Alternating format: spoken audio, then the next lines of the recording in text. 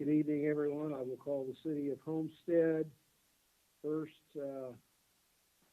public budget hearing for fiscal year 2020 to 2021 to order. Today is September 8th, 2020, and pursuant to Executive Order 20-193, issued by Governor DeSantis and the City of Homestead's local state of emergency due to COVID-19. This will be a virtual council meeting. The virtual meeting can be viewed live on the City Access channel or live stream at cityofhomestead.com/public meeting. The public may also participate live during the virtual meeting utilizing video conference via WebEx events or via toll-free conference call number. Please go to cityofhomestead.com/calendar for specific details and instructions on participation utilizing video and telephonic conferencing. The city will be accepting public comments as part of this virtual meeting, which can be emailed to publiccomments@cityofhomestead.com. Those comments are limited to 300 words per comment. Public comments on specific agenda items should include your name and address and the item you're speaking on, and should have been submitted up until noon yesterday, Monday, September 7th, 2020, to be reviewed by council as part of the record. General public comments can be submitted up until 30 minutes after the end of the virtual council meeting, and all of the comments will be included in the minutes. Further details and instructions concerning public participation in the virtual meeting are referred to in the City of Homestead Virtual Meetings Quick Start Guide located on the city's website.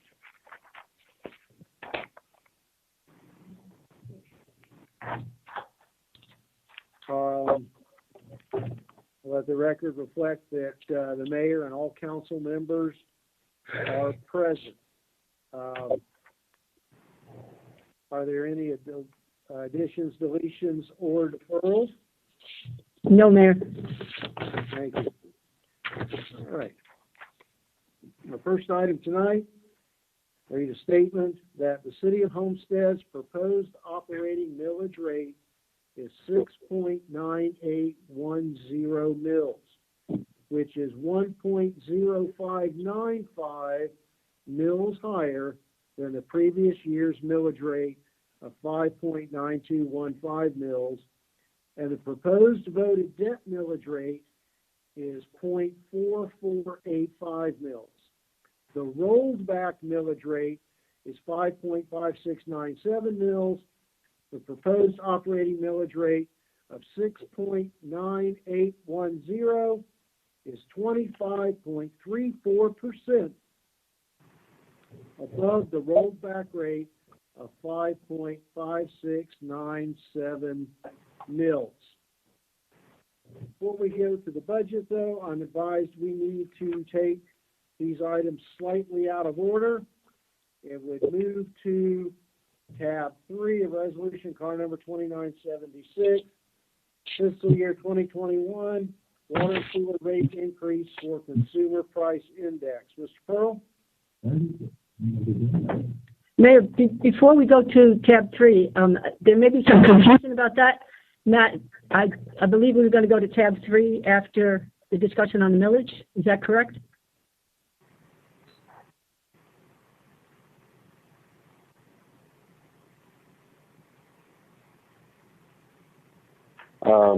We can, if there ends up being a proposed change that we want to recalculate this evening, then in order to give staff enough time, sufficient time to do the calculations, we can jump to tab 3 and tab 4, and then circle back to tab 1 and 2, if it's necessary, because of the proposed changes.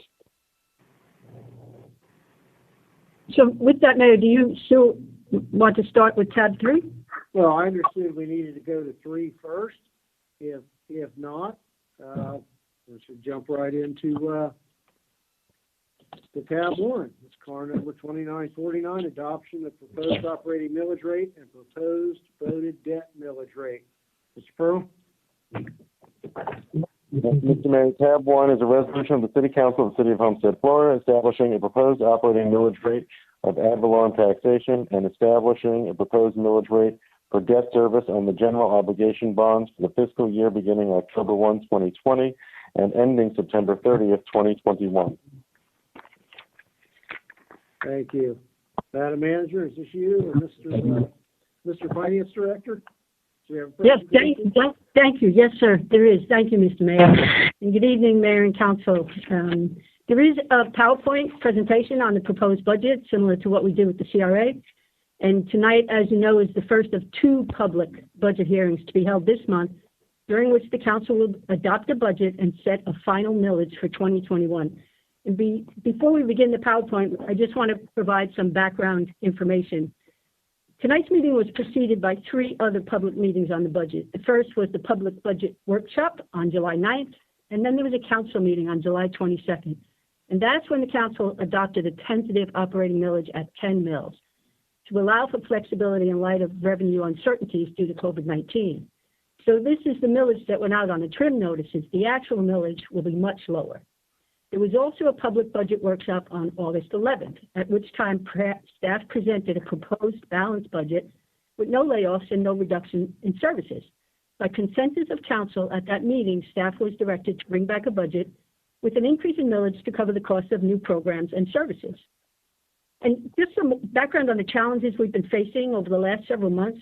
At the time of that August 11th budget workshop, the reduction in state shared revenues was expected to be $2.4 million. To adjust this gap and before proposing a budget, we took several cost-cutting measures, including extending a freeze on non-essential positions, CIP, and expense reductions, the result of which reduced the gap to approximately $668,000. And the proposed balanced budget presented on August 11th included an impact to the city's fund balance in that amount. And to further demonstrate how unpredictable things are during this pandemic, since the August 11th workshop, new predicted revenues not only wipe out that $668,000 hit to the fund balance, but also may bring to the city an additional $700,000 in revenues, which will be explained in the budget presentation that follows. It's not guaranteed, it's subject to the unexpected COVID may bring, but it's something the city hopes to see. But importantly, the 2021 budget presented this evening does not have an impact on the city's fund balance. And before we begin that presentation in just a moment, I want to thank our mayor and council for their leadership, and I want to acknowledge the incredible work our staff has done, not only in preparing this budget, but in working tirelessly through unprecedented times. We are each a part of this city, committed to continuing to serve and to get through this together. And I say serve deliberately. We are public servants, and public service is a high calling. While facing all the challenges a pandemic brings in their personal lives, our staff and our council remain dedicated to serving others, to serving the public, to serving our residents. As we go through this presentation, we are not just dealing with dollars and cents, we're dealing with people. And we're dealing with the vital services that make a difference in people's lives. We know that there are challenges yet to be met, and we remain confident that as a city, we work together on solutions.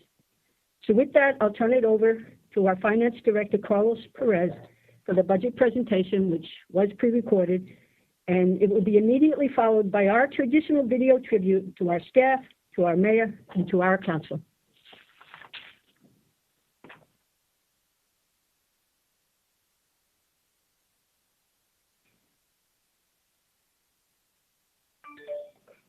Good evening, Mayor and Council and residents of the City of Homestead.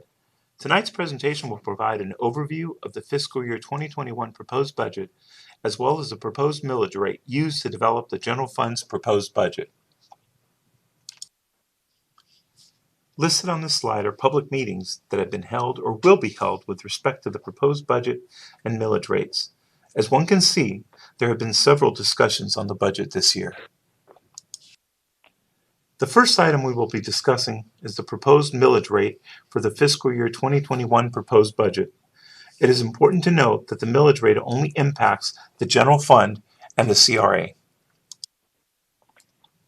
Most of you received your trim notices showing the city's tax rate as 10 mills if the proposed budget change is approved. The first thing you need to know is that this was a tentative rate set high only to give council and city staff flexibility in preparing the proposed budget we are presenting to you tonight. That proposed budget includes a proposed rate of 6.9810, not 10 mills. So why is the city proposing a millage rate of 6.9810, which is higher than the 5.9215 millage rate assessed in prior years? That is what we will present to you in the next few slides. Please note that the rate is being increased for additional programs and services that are proposed as part of this budget.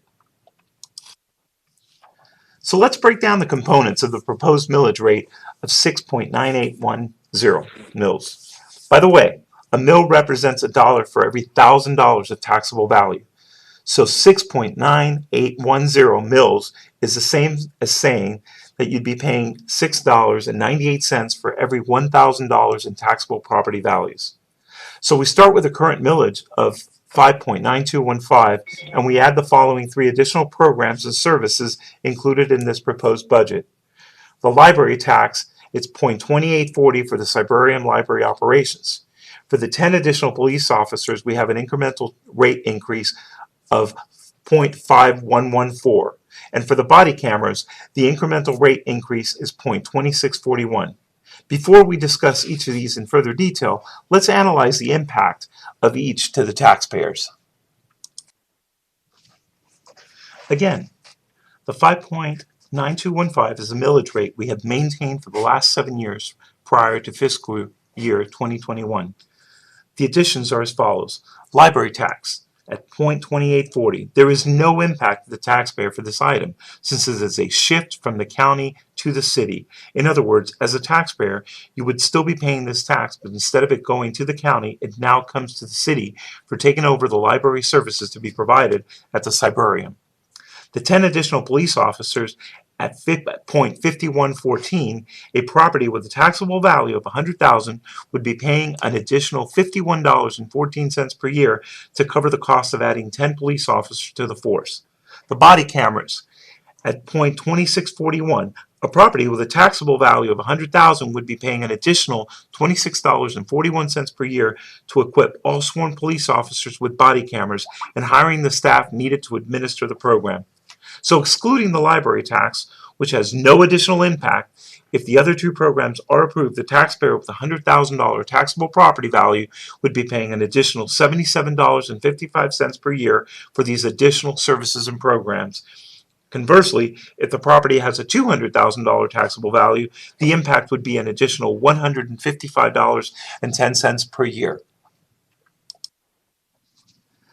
Let's take a look at the library tax. As I stated earlier, this is of no additional impact to the homestead taxpayers because it is a shift of the .2840 library tax previously assessed by the county, but now it will become part of the city's operating millage since the library services have been shifted from the county to the city through an interlocal agreement previously approved by council. On this slide is an excerpt from the actual homestead taxpayers trim notice, and you can clearly see that the library tax of .2840 assessed by the county last year is $0 for this proposed budget. It will now be part of the city's operating millage, which is being proposed at 6.9810 and not the 10 mills.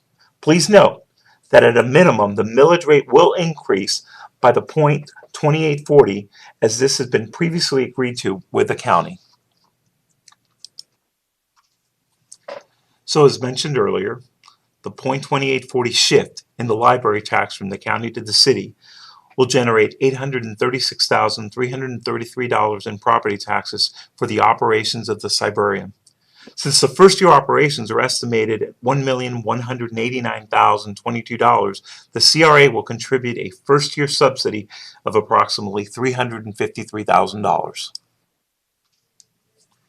In accordance with the council consensus reached at the August 11th budget workshop, this proposed budget includes the addition of 10 new officers to the police force. Personnel costs would be $1,323,561.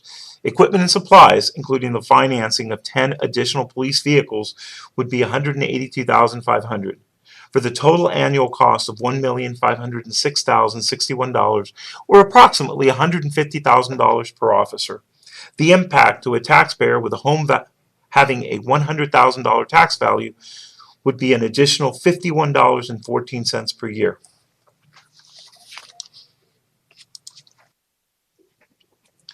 A few weeks ago, the city had a presentation on the city's police department, which included a discussion on body cameras. Then at the August 11th budget workshop, there was council consensus to move this forward into the proposed budget. Cost of equipment and software to outfit 113 sworn police personnel is $1,552,620, which through a 5-year commitment would result in $310,524 annually over the next 5 years. Annual staffing costs of $417,275 include wages and benefits for a detective, a sergeant, and an administrative assistant to administer the program. This also includes the financing of 2 new vehicles over the next 5 years. A one-time cost of $50,000 would be needed for an initial setup to house the equipment. The impact to a taxpayer with a home having a $100,000 taxable value would be an additional $26.41 per year. Before I present the overview of the fiscal year 2021 proposed budget, please note that due to the COVID-19 pandemic, the City of Homestead, like many other municipalities across the country, faced a significant loss of revenues projected at $2.6 million for fiscal year 2020 and estimated at $1.4 million for fiscal year 2021. That is approximately a $4 million loss of revenues over the 2 years. In order to minimize the impact of the shortfall, the city responded by reducing costs with little or no impact to city services. It is also very important to note that the increases in the millage rate for 2021 do not reflect an increases in taxes in order to balance the fiscal year 2021 budget or to make up for the fiscal year 2020 projected shortfall. The increase in the rates are for 3 new or expanded programs to the city's budget. It is a balanced budget that does not use reserves. Property taxes for the city are a result of 2 components: property values and the millage rate, also known as the tax rate. Property values were assessed by the county, not the city. The Miami-Dade County Property Appraiser's Office is responsible for assessing values. The city assesses the millage rate, which, as stated earlier, represents the amount to be paid for every $1,000 of a property's taxable assessed value. In this slide, you see what the components of the existing millage are and those of the additional programs, as well as the corresponding revenues generated by these increases in the millage rate to cover the additional programs proposed in this budget. Again, it is important to note that the operating millage rates only impacts the revenues of the general fund and the CRA. Another interesting note is that while property values have continued to increase over the last several years, they are still 12.1% lower than they were in fiscal year 2009. This is one of my favorite slides, and although one would look at this slide and think that I am incorrect and that I have mislabeled the slide, because clearly a proposed budget for fiscal year 2021 of $53.73 million is greater than the fiscal year 2007's adopted budget of $47.14 million, one needs to consider that since 2007, the population has grown by 32%, and the consumer price index for all items has increased by 24%, while the city's general fund's budget has only increased by 14%. I think we can agree that the city is doing more with less. This is an overview of the general fund's sources of revenues. The discussion has primarily focused on the ad valorem taxes, also known as the property taxes, which makes up 38.3% of the funding for the proposed budget.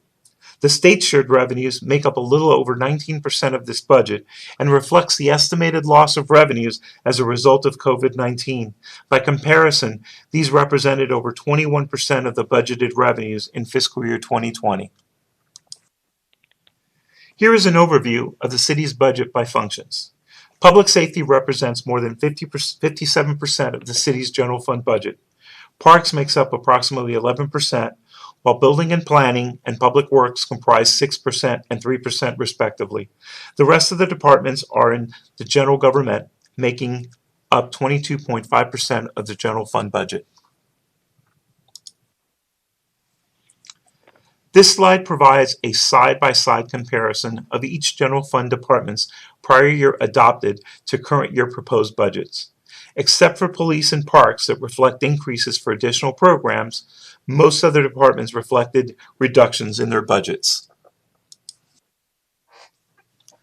So what makes up the significant increases and decreases in this year's budget compared to the prior year? The first three are the additional programs we have previously discussed. 10 additional police officers for approximately $1.5 million, cyber operations for approximately $1.2 million, body cameras for approximately $778,000. The increases in the proposed millage rate are in order to cover these three programs. Other increases include police pension, health insurance, the replacement of 22 police vehicles, and a CARES Act help program. By contrast, significant decreases include reductions for the general employees' pension, election costs, and over $1.9 million in cuts and reductions made by all departments, including the mayor and council, in order to make up over $1.4 million in estimated losses of states' shared revenues due to COVID-19. Finally, one significant increase is to the city's contingency account for approximately $558,000. At the August 11th workshop, we presented to Council that a $668,000 gap was anticipated. Subsequent to that, the state revised its estimates for the fiscal year 2021 state shared revenues, resulting in approximately $703,000 in revenues exceeding expenditures. Because the state estimates have significantly changed in the last 2 weeks, we expect that the same could happen in the next few months. But with the resurgence of the COVID-19 cases expected to spike in the winter months, the results could be reduced estimates. Therefore, staff recommends that this be set aside as an increase in contingency as a measure of caution. This represents a $558,000 increase to the normal contingency amount of approximately $246,000. Additional justifications for setting this aside in contingency are as follows.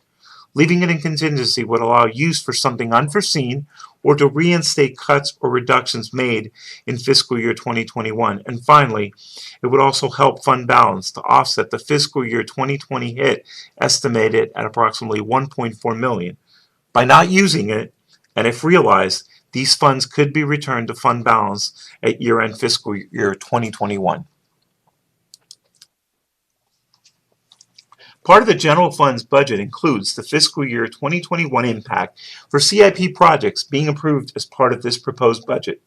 The total costs of the projects are $3,084,863, but through financing or multi-year contract commitments, the impact of fiscal year 2021 is $641,676. These projects are all for police department, and they include the body cameras, 2 new vehicles for the police personnel that would be administering the body camera program, 10 new vehicles for the additional police officers, and the replacement of 22 existing police vehicles. These next 2 slides represent the recap of the city's capital improvement projects for fiscal year 2021. Included among these are the police equipment described earlier. Total CIP's project values for fiscal year 2021 are $20,442,531. A detail of the fiscal year 2021 capital improvement projects, as well as the fiscal year 2021-2025 5-year CIP plan, can be found at the end of your budget books. The CIP plan was previously presented to Council at the Committee of the Whole meeting on August 4th, 2020. This pie chart reflects the components of the enterprise funds. These funds are intended to be self-sufficient and rely on user fees to balance their budgets. The electric utility makes up over 63% of the enterprise funds. This pie chart shows the citywide budget broken down by fund types. The general fund makes up just over 27% of the city's budget, while the enterprise funds make up more than 52% of the budget. Please note that the capital projects funds do not include major capital projects at this time. Consistent with prior years, these would be brought forward in November as part of the reappropriation of available capital project funds. This slide reflects a comparison of the citywide fiscal year 2020 adopted budget with the fiscal year 2021 proposed budget. The general fund we have already discussed. Other notable highlights includes the Water and Sewer Fund, which for fiscal year 2021 has been balanced with the assumed rate increase of 6.38%, representing the CPI increase applicable to fiscal year 2020 and fiscal year 2021. The electric utility reflects a budget reduction as a result of cost reductions associated with new purchase power contracts and a reduction in the power cost adjustment revenues, a savings to be passed on to customers starting in September 2020 and into fiscal year 2021. The internal service funds includes the health insurance fund, which reflects the increase in the citywide health insurance premiums. Total budget increased only 0.2%. A brief reminder that this excludes major capital project funds. If the proposed budget is adopted, total staffing, including full-time and part-time staff, would increase from 481 employees to 494 employees. The additional 13 employees are comprised of 10 police officers for patrol, and for the body camera program, 1 sergeant, 1 detective, and 1 administrative assistant. So let's recap. So again, in summary, the proposed budget as presented is based on a proposed millage rate of 6.9810. The components of the increase to the operating millage rate are as follows. Library tax at 0.2840, no impact to the taxpayer. 10 additional police officers at 0.5114, an additional $51.14 per year for a property with a taxable value of $100,000. Body cameras at 0.2641, an additional $26.41 per year for a property with taxable value of $100,000. So excluding the library tax, which has no additional impact, if the other 2 programs are approved, the taxpayer with a $100,000 taxable property value would be paying an additional $77.55 per year for these additional services and programs. If the property has a $200,000 taxable value, the impact would be an additional $155.10. Mayor and Council, the actions required by you tonight are as follows. To approve the 2 new programs for the 10 additional police officers and for the implementation of body cameras for the police force. Both of these are within your proposed budget and reflected in the proposed millage rate. The council would adopt the proposed operating millage of 6.9810 and the debt millage of 0.4485 mils. And lastly, approval of the proposed fiscal year 2020-2021 city budget, including the fiscal year 2021 to 2025 5-year CIP plan. The final budget hearing will be on September 23 at 5:01 p.m.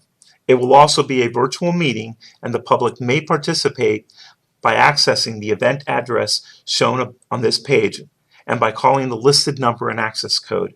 Please note that while the call-in number remains the same, the link and the access code are different than the one for this meeting.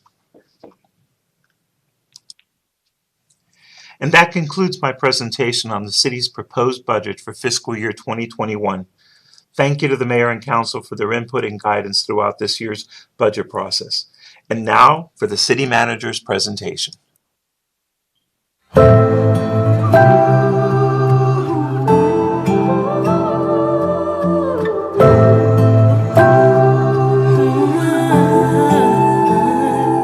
I can see the panic in your eyes, and I know you can see it in mine. We've been through some crazy things before, but nothing like this. You know I've always got a lot to say, but this has left me nothing but afraid. And I've got one thing I'm holding on to, and it's your hand. 'Cause I believe together we'll get through this. Together, no matter what it is. There's no valley too deep, no river too wide, no mountain too steep. We can climb together, we got all we need. Together, just watch and see. We're gonna make it come what may. Nothing can break us if we stay together. I know it's it's hard to fight an enemy when the sky is too dark to see. And we can't even start to believe we're fighting with each other. But if we really look deep enough, I believe we can find the love. And when this storm is finally past, we'll see that all we have Is what we have. Together we'll get through this. Together, no matter what it is. There's no valley too deep, no river too wide, no mountain too steep that we can't climb. Together we got all we need. Together, just watch and see. We're gonna make it come what may. Nothing can break us if we stay together. To the other side, we stay together.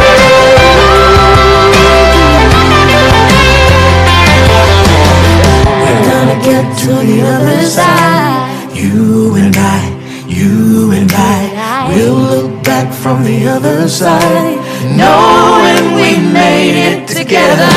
We're gonna get to the other side. You and I,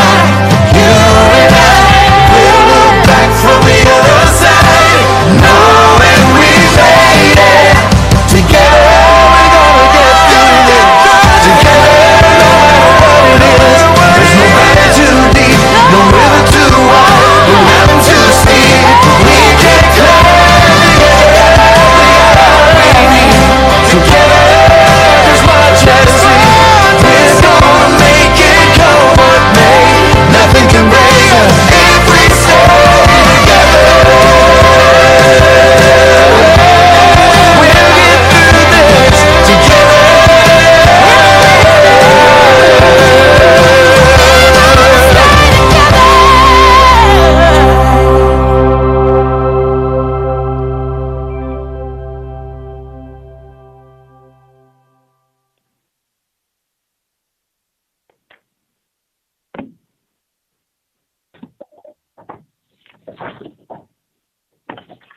That concludes their presentation, Mayor. Thank you, Madam Manager. Appreciate all of that, and thank you to staff for all they've done and endured, not only since the middle of March, but in putting these numbers together to bring to a near conclusion tonight and later this month for final approval. And with that, I would open the discussion up for questions or comments from council on the proposed budget. Mayor, should I read the car? Matt, should I read the car first? I'm not sure. I think you did that. Just the resolution, but should I read the item? Yes, you're free to read the item if you want. It's part of your presentation. Mayor? Go ahead.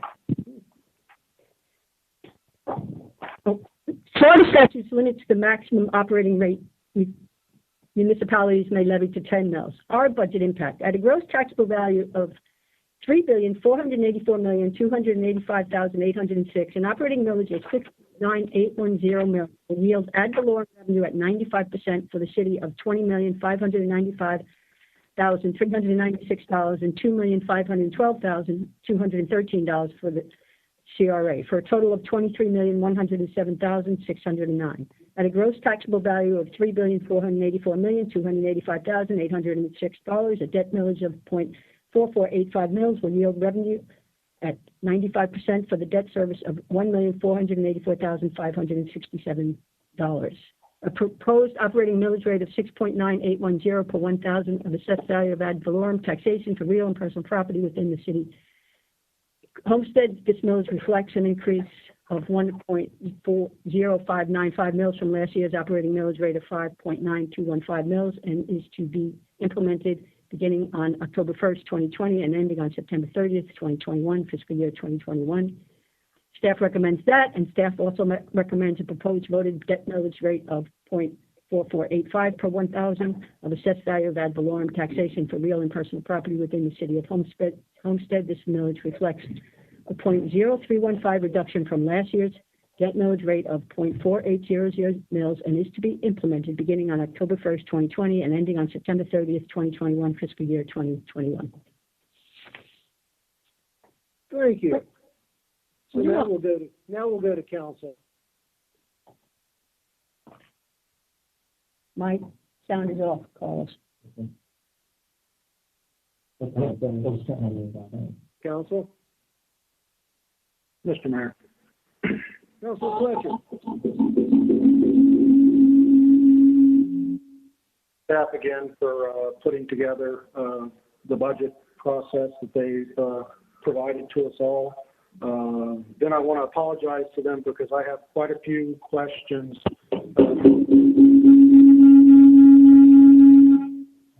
So, started if possible. Some of these you may or may not have answers for. Just something to think about.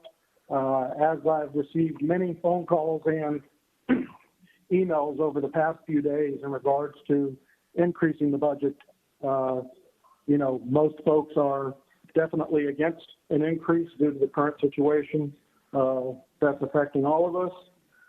However, I have talked to a lot of these folks and gave them the reasons why we were looking at certain issues that would possibly increase our tax revenues. However, I do have these questions that I need to ask of the staff to see if we have actually looked at every single way we can cut costs to ensure that we are doing the fiduciary responsibilities for the citizens of Homestead. With that, my first question regarding body cameras relates to, are there any federal or state or even private funds available to offset the initial costs of implementing the body camera program in Homestead? Councilman, our understanding from what we can gather that there may be some grant funding available in 2021, and we will obviously go after any grant funds that are available, any that we can get, we will try to get. As of right now, we don't know of any that are available. Okay, and if we were to get those, what will we do with that fund? Would it go into the contingency account for the following year's budget to offset any future costs? How would that work? I'm not sure I understand the question. If we receive the grant funds? Yeah, if we receive the grant funds, it's going to offset the cost the taxpayers are paying in the increased millage rate. Where would that go? Would we provide a refund to the tax rate personnel, or would it go into a fund so we could use for I believe that it may depend on what the grant requirements are, if we're able to roll that money over and reimburse for any money that was already spent on cameras. So I don't know the answer to that question 100%. Okay, so it's something we need to really find the answer, because if we're able to offset those costs, of course, the taxpayers' rate is going to go down in the future. Some more specific questions in regards to the body cameras is, and I don't know if we have an answer to this or not, once implemented, how long must the videos be stored? Is it 30 days, 60 days, a year, indefinite? And I will defer to PD on that question, Councilman.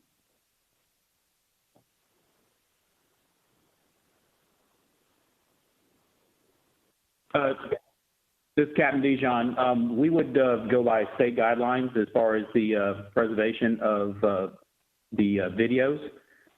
Naturally, different types of cases have different requirements on retention.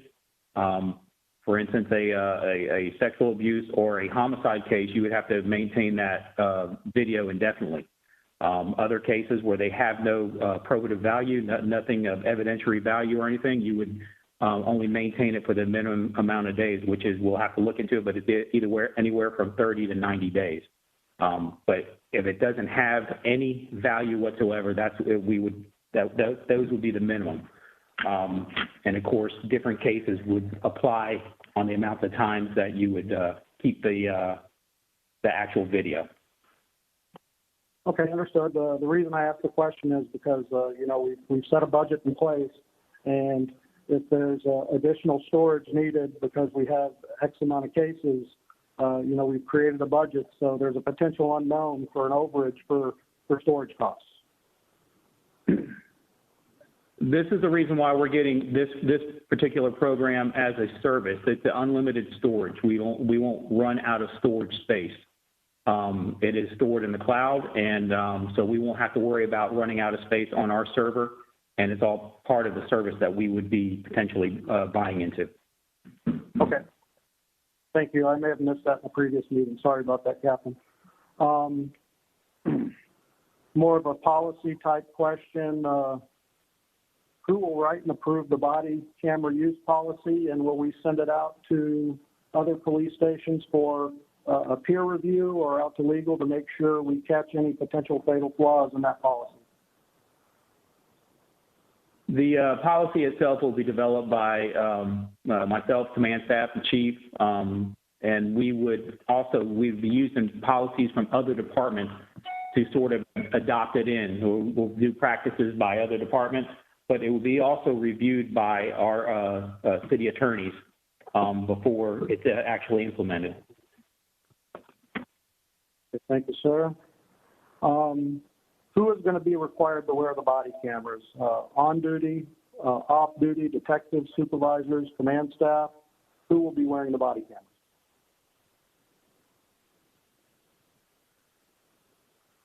That would be dependent upon how the policy developed. We would have to take a look at what other departments are doing, what is the general practice around the county, the state, and go from there as we develop it.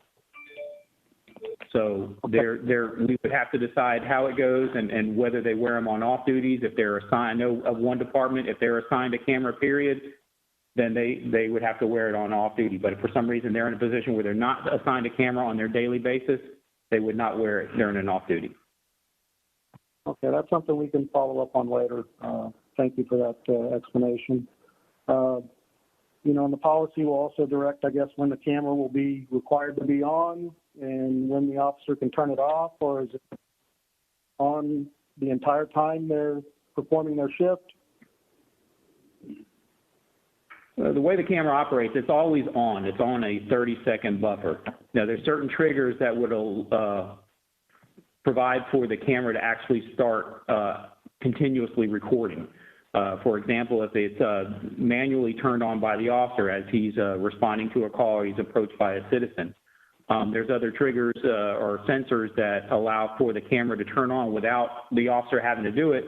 If the officer was to have to draw his weapon or utilize his taser, it would automatically turn on. Again, it's all policy decisions. If during the interview of victims of certain types of crimes, whether that camera would stay on. And again, we would see guidance from what the practices by other departments, but it stands to reason in certain particular types of cases, or interviewing children, you may not leave the camera on for the obvious reasons to protect them. And this is more of a statement rather than a question, but I have serious privacy concerns of other citizens that may be in the background that may not be tied to any specific incident. With the process of redaction and things that will be implemented, we have to make sure we have a very strong process in place prior to implementation. And because of that, these are going to become public records pursuant to state and federal open records laws. What is that sense of privacy that both the officer has on a private level as well as somebody who may not be involved at all and just maybe passing by, or we catch a tag number, or we catch a facial recognition type thing? That's actually what the additional staff is for, is as you're doing public records or preparing stuff that's going to go to a defense attorney on a public records request or evidentiary request, you're going to do redactions. For instance, if an incident happened at a school and you got children all over the place that aren't even involved in the case, number one, they're children, so their face is going to be redacted, but you have a lot of other people that aren't involved in a case, you're going to go ahead and redact it and reduce their image so you can't see it. And if there's a tag of a vehicle that is not involved in a particular incident, that we would also take the time. But that takes a lot of time to reviewing each and every video that is subject to a public records request, and making sure that no information is inadvertently released. And just another quick question again is, this is personally identifying information at some times, or privileged information. How are we going to handle it, such as medical or mental health issues? There's HIPAA laws, and things of that nature, and I'm sure there could be violations for any release of that information. So we have to be, 100% focused when you're performing that redaction. It's more of a statement than a question, but it's one of my concerns that really,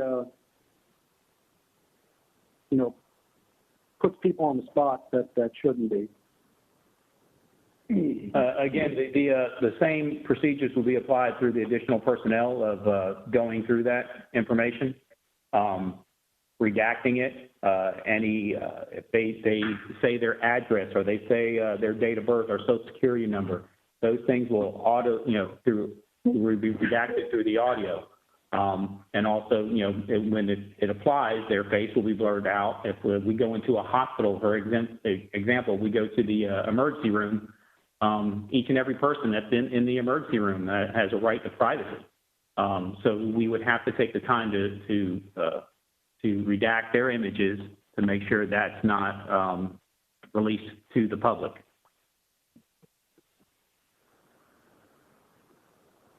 And one final follow-up is just, officers tend to gain an abundance of information when they're performing interviews with personnel or potential subjects, or getting data from informants and things of that nature.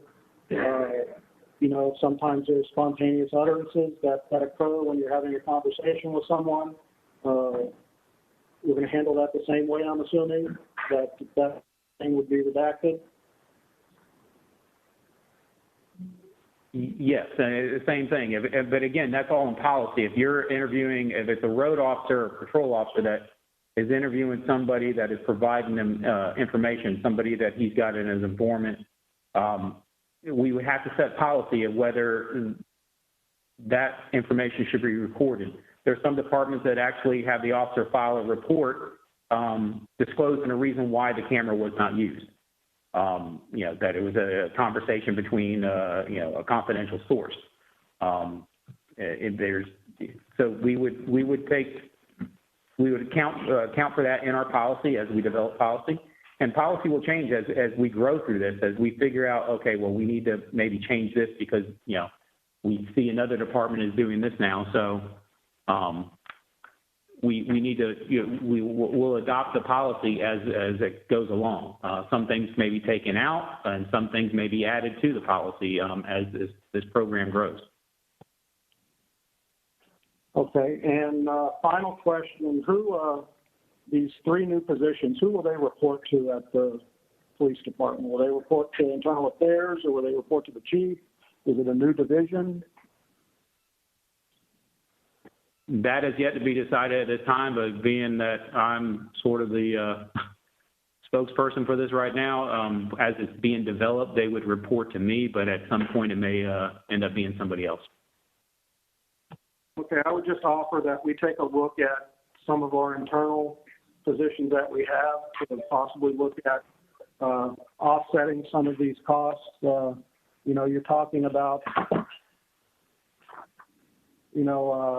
what is it, $377,000 for additional personnel.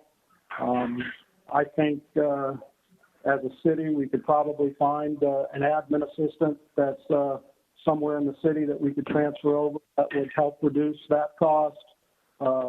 Looking at maybe a supervisor that we currently have that might be able to offset, the full salary of a full sergeant being hired. Again, these are the things I'm talking off of my head. We have to look at cutting wherever we can to help reduce the impact to the citizens of Homestead. As far as the obviously, we're not going to take a brand new sergeant and hire somebody as a sergeant and put him in that position unless we find somebody that is promotable and can go in that position and has a want or desire to be in that type of environment and has an understanding for technology. The important thing to remember, and talking with a couple other agencies, some use multiple civilian staff that's overseen by at least a couple other sworn staff. But the general consensus is it's very important whoever's reviewing these videos for redaction has some real knowledge of law enforcement and understanding radio codes and understanding police procedure and understanding the ins and outs of what the officer's doing and why is he doing it. Because if you're not, you're just going to have somebody that's just arbitrarily redacting stuff that should have been redacted, or maybe not. Maybe they end up redacting something that there was a reason why it needs to be seen as part of evidence. So we want to make sure whoever we put in that position has a real firm understanding, whether they a current sworn or a previously sworn person is put in that position, but they need to have a clear understanding of what they're actually doing. Okay, I appreciate that. And one final question. Based on the police department's current internal investigations and things that have happened in the past 5 to 10 years, I don't see a full immediate need for the implementation of this process. However, with that being said, I will also defer to further questions from my colleagues because I want to make sure we do the right thing for both the citizens of Homestead and the police department. But I don't want us to go and spend $800,000 on something that may not be needed right at this time as well. And that's an ongoing expense from now on once we put that. I've read several studies over the past few days where many departments have implemented body camera processes, and within a couple of years, the costs have not benefited either the citizens nor the police department, and they've thrown the whole program out the door. So again, this is a big expense, and if we're going to implement it, we need to make sure we do it smartly and we're meeting the requirements and needs of the public. That's all I have at this time, Mr. Mayor. I'll refer to my colleagues for further discussion. Thank you, Councilman Fletcher. Some really relevant questions to start off the conversation. Thank you. Council?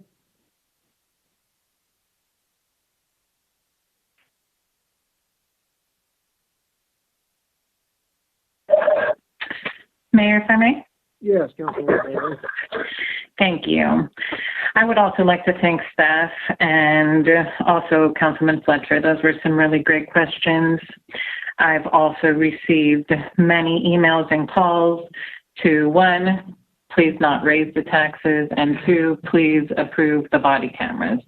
So I think the magic question tonight, at least the most important one for me right now, is how can we do this and not put that burden on the taxpayers? I've had quite a few discussions regarding possible funding. There is nothing open right now. There's nothing on a state level, but there are some federal dollars that should be available soon. We have some opportunities through the Department of Justice. I just received earlier today for the year for 2019. For example, the city of Tampa received $585,000, Osceola County $300,000. So there are quite a few being accepted and granted here in Florida. Miramar received $97,000, Coral Springs $300,000. So there are definitely a lot of things that we can look into. I wish that I had a specific thing that we could apply for right now and be guaranteed. But I'd really like to keep this conversation going and see how can we get the process started and not increase the millage rate for it. We just spoke at the last meeting about that very small percentage of home ownership in the Southwest. We fear that any raises right now are going to really impact the Southwest, the residences that own property, as well as what that means for the renters in the area. Not to mention businesses are struggling. So this is a really tough one. These are important programs that I would love to see happen. I want to do right by our residents and our police department, as Councilman Fletcher just said. So I think we really need to get creative in how we can do this and help the community, especially during this tough time. So that's all I wanted to say for now. And I'll wait for further discussions. Thank you, Kelly. Thank you, Mayor. Next. Mayor, if I may? Yeah, sure, Councilwoman Alvarado. Thank you, Mayor. I want to also thank staff and my colleagues ahead of me for the questions and the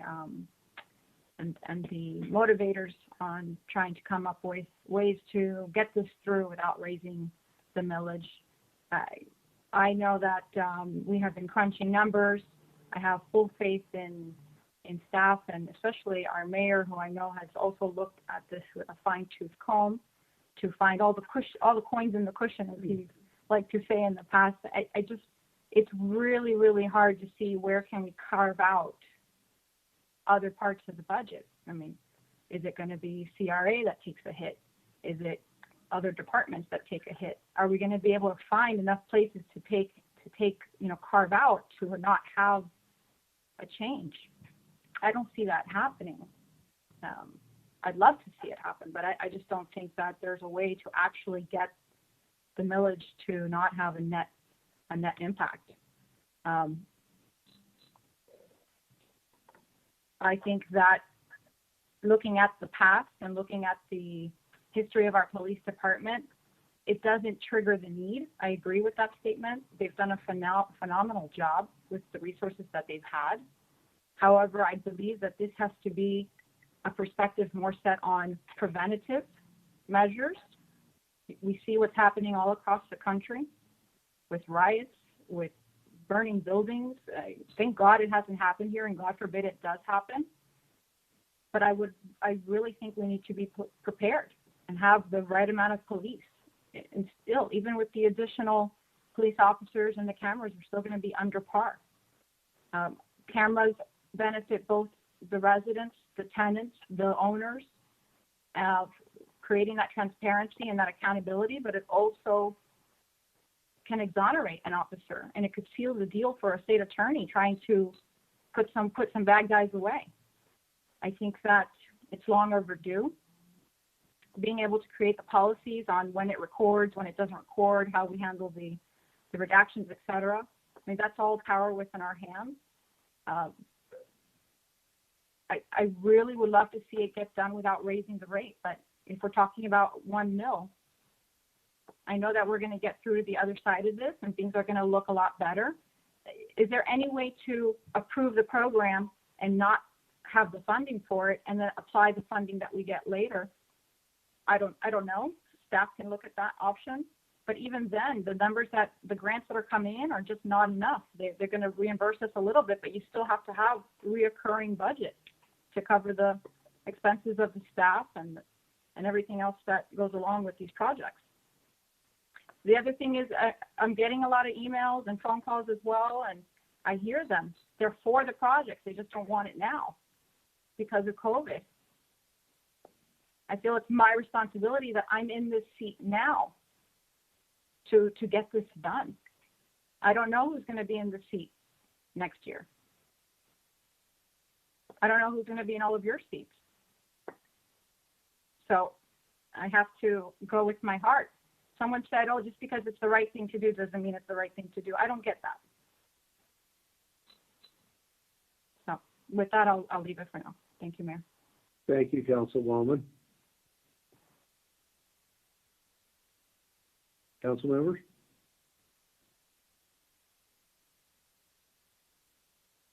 Mayor. Is that Roth? Councilman Shelley? Councilman Shelley, yes.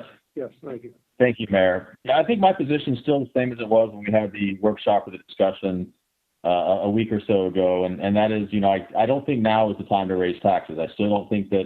I think these programs are great. I think that there's demand for the body cameras throughout the community. I think there's a need for police officers, and ultimately, if we could find a way, as everyone's discussed, to accomplish that goal without having to raise the millage rate, I think that obviously that's the A answer. The problem is staff has worked very hard to dig us from where we were with the decreases related to COVID to, a balanced budget without any millage increase, and then ultimately adding these projects that I don't know what else is available. But I still have a real concern about raising taxes in the current economic climate and the uncertainty of knowing what's to come, but more importantly, what's already transpired. And there's a lot of assistance programs when you're talking about mortgage relief and rent relief and things that are at some point going to come due. And so you already have a built up deficit that many people in our community are already running that are going to have to pay back at some point, those 3 months, 6 months, a year, whatever happens to be the relief that they've gotten related to COVID, not to mention what the, future uncertainty related to economics. And so I don't, that's partly why I don't believe now is the best time to be trying to increase the millage rate and ultimately the debt service of the community.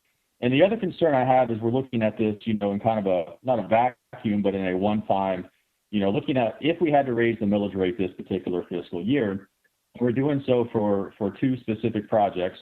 But there's a lot of other projects that ultimately I think we're going to have to raise taxes and raise the millage rate for in the future. I mean, we are an aging city. We have aging infrastructure related to our sewer and our pipes. You see it happening in cities all across South Dade or Miami-Dade, and even Broward for that matter, where they have bursting pipes on a daily basis. And so I do think that there's going to be other infrastructure needs. Is it next year? Is it 3 years? Is it 10 years from now? Where we're going to have to make some very large investments if we can't find some grant dollars or federal dollars to cover. That also will necessitate having some additional discussions about where those monies are going to come from. And so I think we also need to look at, long-term planning, what other potential increases in the millage rate are going to be necessary for those particular items as well. As we're talking about, do we raise it this year anticipating that we'll never touch it again, which I don't think is a possibility. So that's kind of where my thinking is as we're sitting here now, as we're having this discussion, as I'm listening to good comments and good debate from my colleagues and ultimately probably from the community as well, both in the email forms that we've already received and probably live tonight. But I do have a question for staff, and that is, if we wanted to still try to fund body cameras without raising the millage rate, what would that look like? I mean, I know you guys have gone through and cut everything that really could be cut based on our discussions that we have, but obviously if the community wants this as an item, if this is something that the community is demanding and wants us to implement, then what services would we have to give up in order to make ends meet? How many parks do we have to close? Do we need to close community centers? Is it bulk trash pickup? Is it, there's some big services still left on the table that ultimately, if this is something that everybody wants to trade for, then, I'm curious, what would that mean? Because I don't know what that equals. What do body cameras equal in terms of community centers and parks? You need services and quality of life issues that I think everybody wants to maintain, but ultimately may have to be considered being chopped or traded in order to, implement some of these other new programs. I don't know if staff has that information or has an idea, even a ballpark of what that would look like, but that would be helpful in my decision making, both tonight and going forward as we get to meeting number 2. Well, Councilman, I have a couple of comments. And if we break it down, it looks like the number for the equipment is about $300,000 a year. And certainly this year, particularly with regard to the contingency, there's probably a way that we could meet that number this year. What we're not guaranteed just for the equipment in subsequent years is where we would get that money going forward. I mean, we could look at impact fees, we could look at law enforcement trust fund dollars, but they're not guaranteed. But I think that number is more readily hit than the bigger number, the $400,000 for staff. That's the challenge with respect to recurring revenue. And with regard to your question, I don't have numbers if we close certain parks or if we stop certain services. I can tell you that with respect to bulk trash, I know there's been a lot of talk about that, but that wouldn't help us in this because this is a general fund issue and we could not use that savings for the camera program. So again, as your colleagues have pointed out, our challenge is going forward, what services would have to be cut from the general fund to have a guaranteed recurring revenue over the next several years? And that obviously is the biggest challenge. Yeah, and I didn't necessarily figure you guys would have the answer tonight because it's kind of a spur of the moment question. But I am curious, I am interested, because what I'd like to do is have the equation. You know, to get $400,000 saved, what does that mean? Is it closing one community center? Is it closing 5 parks? Is it 1 park? Is it, you know, what other types of ongoing expenses that we usually have that we want to make sure that we'd love to maintain, but do we have to give up for a year or two until the economy turns around, until we generate additional revenue through property taxes or other means to then reopen up some of those services, you know, in order to get the body cameras immediately today. So I just, for my curiosity, if you guys could come up with those numbers going forward, that would be helpful, just so I can kind of equate what one would be or what we would have to give up in order to accomplish some of these other programs.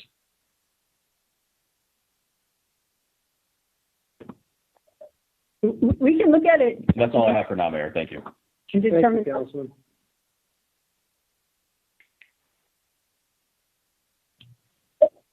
Councilman? Mayor, Mayor, if I may. Sure, Councilman Roth. Thank you. First I want to thank our staff. I mean, I know you've worked diligently through this whole process, and the police department for giving us the information we needed when it related to the body cameras. I'm a need kind of person. I'm wondering if there's really a need for body cameras. I'm a big fan of recording what goes on out there. I was actually a little upset when they took my video off the air. I mean, I was full transparency, watching what police officers do on a day-to-day basis. But do we truly need body cameras in the city?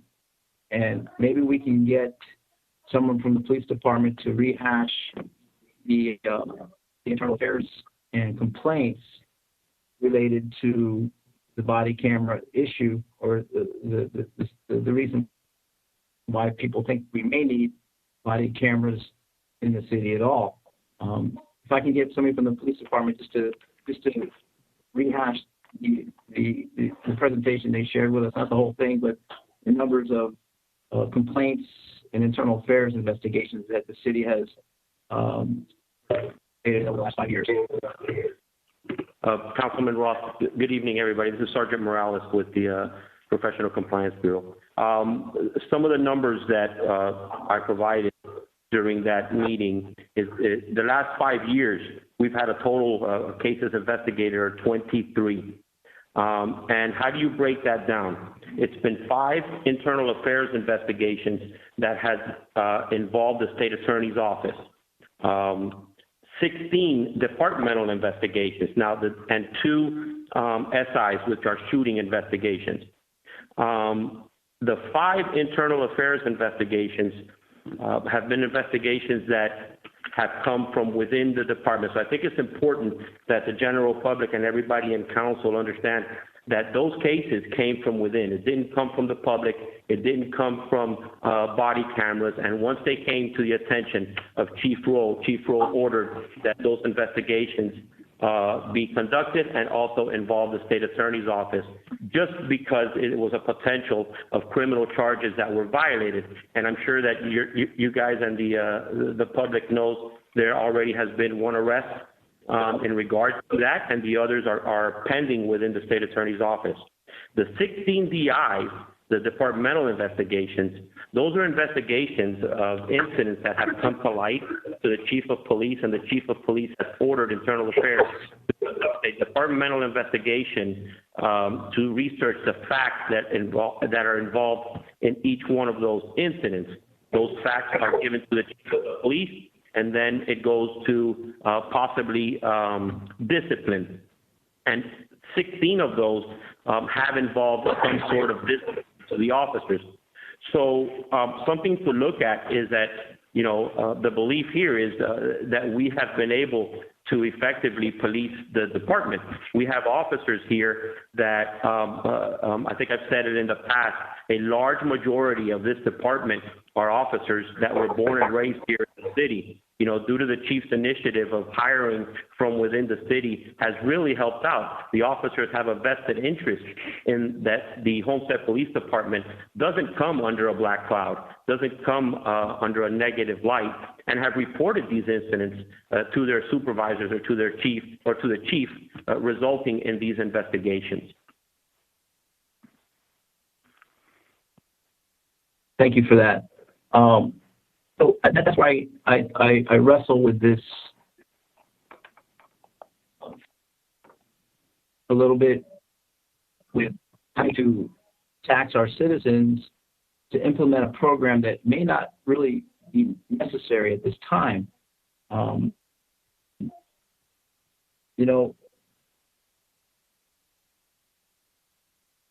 county has, I don't know how many agencies, 32 agencies in the county, and of that, I think only 10 have body camera programs in those organizations, and I don't think the school board has body cameras on their officers. So no, this is Sergeant Morales again. Sorry, there's 32 agencies in the county. 12 have cameras and 20 do not. And school board, no, it does not. School board does not have body cameras.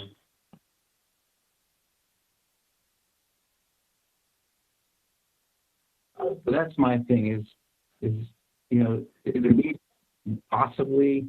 Is it the right time for the taxpayers to be asked to implement a program that may not be necessary right now? Because I know it's an emotional time in our country.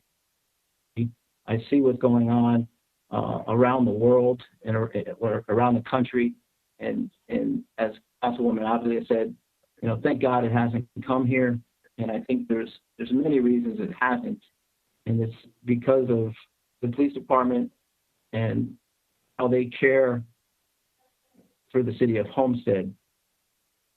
I just think it's going to be hard to put that burden on taxpayers right now. I too got calls today. Interesting enough, I actually received 4 calls today. Spoke to 4 different individuals who were in favor of body cameras, and through the process of the conversation, each of them mentioned that they don't live in the city of Homestead, but they want body cameras here. And I have a little bit of a problem with the outside influence in talking to us and saying, hey, we don't live there, but you need to put body cameras on the police officers. I'm not against body camera. I just feel that this is not the right time, and I think we're being, pulled in a direction that many people don't even know about. And I'm real interested to hear some of the comments that are going to come up later on. So for now, Mayor, I'll yield my time. Thank you. Thank you, Councilman Roth. Mayor, can you hear me now? I can hear you now, Vice Mayor. I was going to. Oh, my goodness. I've been trying to speak since after Councilman Fletcher. My apologies. I had to log on from a different device. Okay. Well, I was going to say I knew you were chomping at the bit. You were the only one other than myself who hadn't spoken, so the floor is yours. I've been trying. Okay. First off, I just wanted to thank staff for your due diligence in preparing this budget. I recognize it has not been easy, but I thank you for the hard work that you put into this. City Manager McCaffrey, I think the theme of your presentation, together we're going to get through this, is very timely. Oftentimes we are focused so much on the work, but thank you so much for reminding us of what makes the city of Homestead great, and that is a sense of family, working together and pulling together in times of need. So thank you for that very compelling presentation. At the end of a portion of your presentation, you mentioned that this budget is more than about dollars and cents. We're dealing with people, and I completely agree with that statement 100%. And I am very sensitive to the needs of and concerns of all of our community. I haven't been privy to an excessive amount of phone calls like some of my colleagues or emails, but nonetheless, the very few emails I did receive, I take that information to heart, and I take it into consideration. I don't feel that this budget is littered with luxuries. This increase in the meals is principally for funding our police at a time when there are many communities talking about defunding the police. So to me, there are no luxuries here. It's life-saving necessities here. When the trim notices went out with the proposed millage rate of 10 mills, I thought that, we'd be floored with concerns from the community, but I didn't see that. It was very quiet. And it was very encouraging to see that the mills was decreased to 6.9 mills, which represents a 1%, a 1 mil increase, so to speak. And even with that, I didn't get a lot of phone calls or emails, not sure why. But for me, this is more than about, well, let me not say that. I don't think anyone on this council wants to arbitrarily or can unilaterally raise taxes. Nobody wants to do that. And the thought of raising taxes makes it appear as if, the sky is falling. I recognize that a tax increase will represent more coming out of the pockets of some of our residents. But if you think about it, $200,000, a home with a $200,000 taxable value, that represents $155.10 a year. If you divide 155 divided by 12, $12, almost $13 per month. $13 per month for 10 police officers, 3 additional personnel for body cameras as well as body cameras. Let's say a $400,000 house. That's $310.20 at the end of the year. Divide that by 12. $25.85 per month. For me, I feel it's worth the sacrifice in order to increase safety and security in our community, to be proactive and not wait for something to happen, but be on the front end of it, but as well as to promote accountability and transparency. A $400,000 home, $25.85 per month. Now, I know there's never a good time to raise taxes, never. But if you think about the benefits of body cameras for accountability and transparency, as well as increasing our police force, $25.85. For some in this community, we're always told to wait.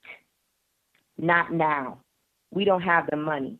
We asked staff to bring this forward, to include it in the budget. And now we're saying it's not time? Was it time at the last meeting, but it's not time now? I think it's worth the sacrifice for an increased police force as well as accountability and transparency. As long as I've been on council, I have never been a proponent of raising taxes, ever. But if I had to increase my taxes by $30, in which it wouldn't be $30 for me because my home isn't worth $400,000, I'm willing to make that sacrifice in order to increase our police department and to fund our police. So I know my colleagues have concerns, and conceptually raising taxes, it sounds bad. But we have to really look at what we're doing. We're increasing safety and security. There's no luxuries here. There's no fluff here. Life-saving necessities here. But if I had to meet in the middle and try to trim down some of the costs, I would propose keeping the body cameras and the 3 additional officers, and then scaling back on the amount of police officers that we would like to bring forth. I don't believe there was a time when we ever brought 10 police officers forth. I believe it may have been 5. So if we want to scale this back a little bit, I'm willing to do that. But I agree with Councilwoman Avila. I'm going to go with my heart on this one. And I'm going to move forward with supporting this initiative as is, or if my colleagues who have indicated that you support body cameras, and we can meet in the middle and move forward with the body camera initiative and then wait on the increasing of our police officers, I'm willing to have that conversation. I'm not sure if anyone actually went through the budget to determine what we can cut, but if we're all for body cameras, let's all be for moving it forward with making some concessions here and there. And I rest at that point, Mayor. Thank you. Thank you, Vice Mayor. Thank you all. Very good and relevant questions and comments. A couple of my questions will be to finance staff, and some of them will be some clarification with the police department as to the body cam systems. I think I heard, and I believe our conversation, I think I heard tonight, was that the cost estimate for the body cams was based on the current 113, not the proposed 125. And I don't know if it's going to make that big a difference. I mean, you know, and I know that the cameras are almost $11,000 a piece. So, you know, is that built? Did I hear wrong, or did we price out the systems at the current 113? Mayor, I'm sorry. Could you repeat the first part of the question? Okay. My understanding is that the cost of the acquisition of the system is based upon the current 113 sworn officers, not potentially the 125 with the 2 new to monitor, to run the system, and the 10 new that are on the table. That's correct, sir. It's based on 113 the 13 sworn police officers, and I believe Captain John may have mentioned at the beginning that depending on the policy and who would be wearing it or who wouldn't, but the calculation was based on the 113 existing sworn police officers. That's correct. Okay. Just wanted to clarify, you know, we are talking apples to apples there, that potentially, you know, at $11,000 more or less per officer, if we went forward with the system, that is an additional expense that's not really built into these numbers. Okay, so just a thought there, just to make sure that I was conceptualizing that properly, and we've had the discussion about the grants and so forth.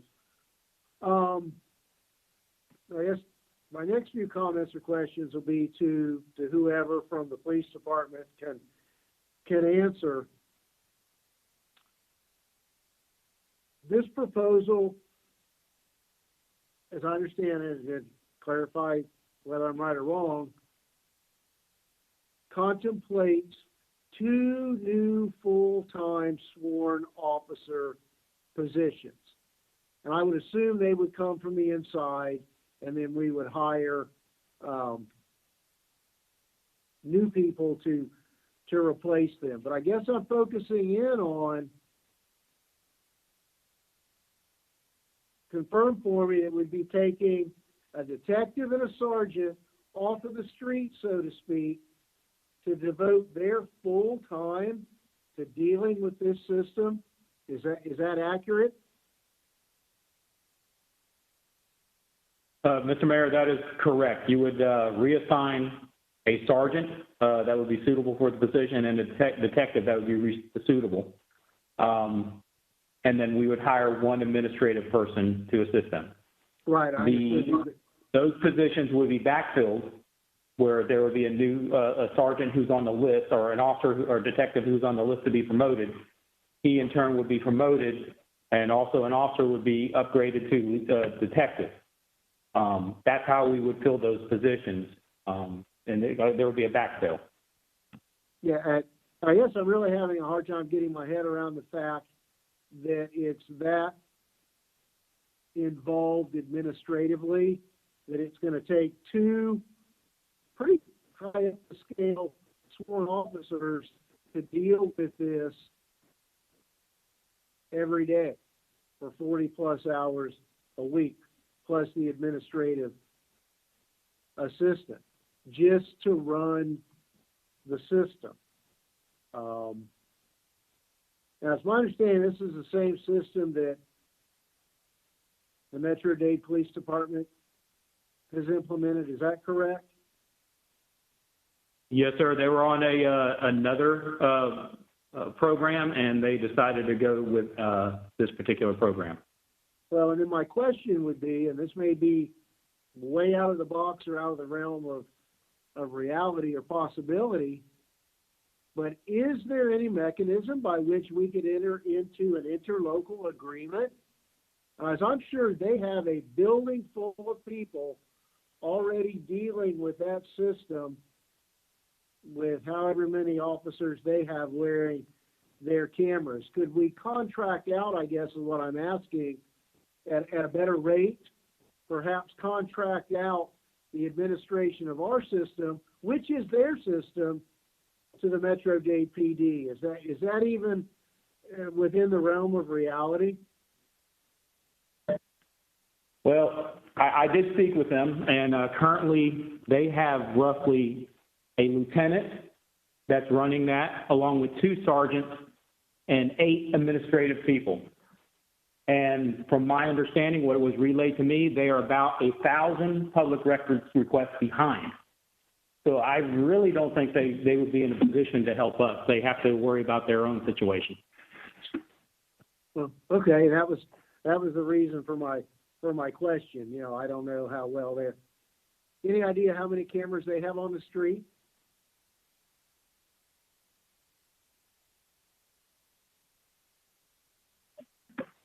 I don't know the numbers. My understanding is that the majority of their patrol officers do have it. Sergeants have it, and some specialized units, maybe court personnel have it. They have quite a bit. But if you look at a department like another department, Doral, they're similar in size, maybe slightly bigger than us, but they have roughly all their officers have it up to the rank of sergeant. And they're looking for additional, because right now they have one sergeant that's running their program, and he's so inundated with requests that he needs the additional help himself. So it's just not necessarily easy program to run with the amount of public records requests and responding to the different court requirements and review of video. Okay, and well, and again, it's just my concern that this can take, could potentially be a whole new division within the police department, taking a lot of manpower, to the tune of about $750,000 a year after year after year. Yes, sir. That's exactly. Yeah, it is going to take a lot of resources. The officers on the road, they're going to have as they have these cameras, there is going to be a learning curve. It's going to put them out of service a little bit longer. It does create issues with the just adapting this program. There's been other departments around the country that have found this out the hard way, and this is why we're trying to plan for it ahead of time, but there's been other departments that suddenly realize that it's a lot more expensive to run. They find out after they've bought into the program and they're working it that there's additional expenses that now they realize they have to hire more people to meet these public records requests. So it is a big step that we would be taking. There's a lot to really think about.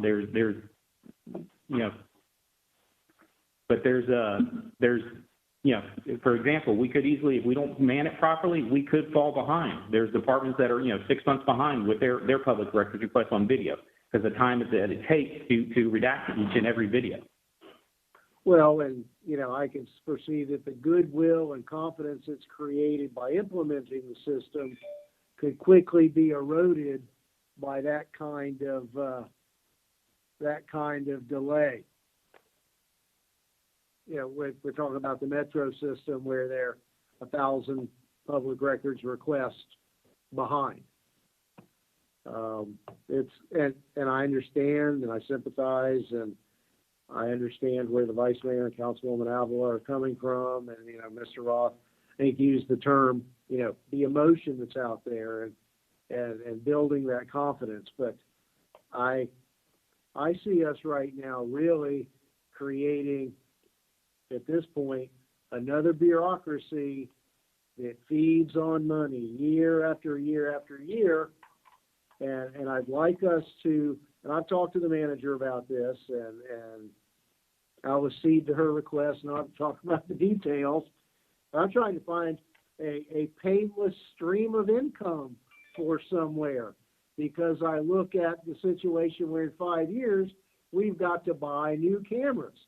This year, they're $10,000 or $11,000 a piece. Will they be more in 5 years, or will they be less? And at noon today, we had 65 public comments, and they were pretty evenly split between the body cam issue specifically and the millage rate issue specifically in the other direction. And whoever mentioned it earlier, I did notice that the vast majority of those advocating for the implementation of a body cam system did not live within the city of Homestead. Clearly, all of those who were pleading to maintain last year's millage rate were business owners and residents who are directly impacted. And I understand the vice mayor's concerns that on a couple $100,000 assessment, it's not a lot of money on a monthly basis. I wish I had a tape of last year's budget meeting when one of our now formal council members brought forward that, we need to look at raising taxes. The rate's been flat for so many years. We need to address this. And some of you who are here tonight and who were there then were soundly, against that. Maybe it was an election year. I don't know, but it's interesting how perspectives change. This is a really tough call. I guess this is back to the finance people. One of the big ticket items in the budget this year is the acquisition through a lease program of another 22 patrol cars. And that's without talking about the potential new officer corps. Are we in a situation where perhaps maybe half of those vehicles could be delayed into the following budget year, or are they all beyond the point of no return? I think based on the lease numbers that I gleaned from the budget, that could potentially be in the coming year savings of $100,000. Just as a thought. Again, those are some of those big ticket items that Mr. Shelley wondered aloud about. Where are there is there anything left that would be relatively painless, my words, not his, to redesignate monies? Mayor, this is Carlos, and I'll start off, and then I'll defer to the police department. But yeah, these vehicles have been out of warranty, and as such, they've been creating additional costs. Which, if you remember, you pointed out, Yes. revisited some of those numbers, and some of the savings that we generated were based on the idea that we were purchasing these new vehicles. And again, those vehicles are old, out of a warranty, but I'll defer to the police department as far as the needs for them. Okay. Mr. Mayor, Finance, Carlos was correct. A lot of these vehicles are out of warranty, which increases our expenditures on repairs. And keep in mind, also last year we had production of vehicles were halted, so we didn't get the vehicles that we needed, and we've actually had cut the amount of vehicles that we were requesting each year for the last 3 years, which we originally were, it's only causing an increased amount that we would actually have to replace each time we delay it. We originally were asking, I believe, for 28 vehicles, and we worked down to a compromise of 22, and it's really because it's what we need, because some of these vehicles are over 100,000 miles, some of them are in their 90,000 miles. And it becomes a liability the older these vehicles get in just the daily driving, and should the officers actually be in a pursuit, in which they could end up getting in an accident because of the stability of the vehicles. Okay. Fair enough. It was just, something that drew my attention as one of the big ticket items. In that regard, a couple of people over the months have mentioned to me and questioned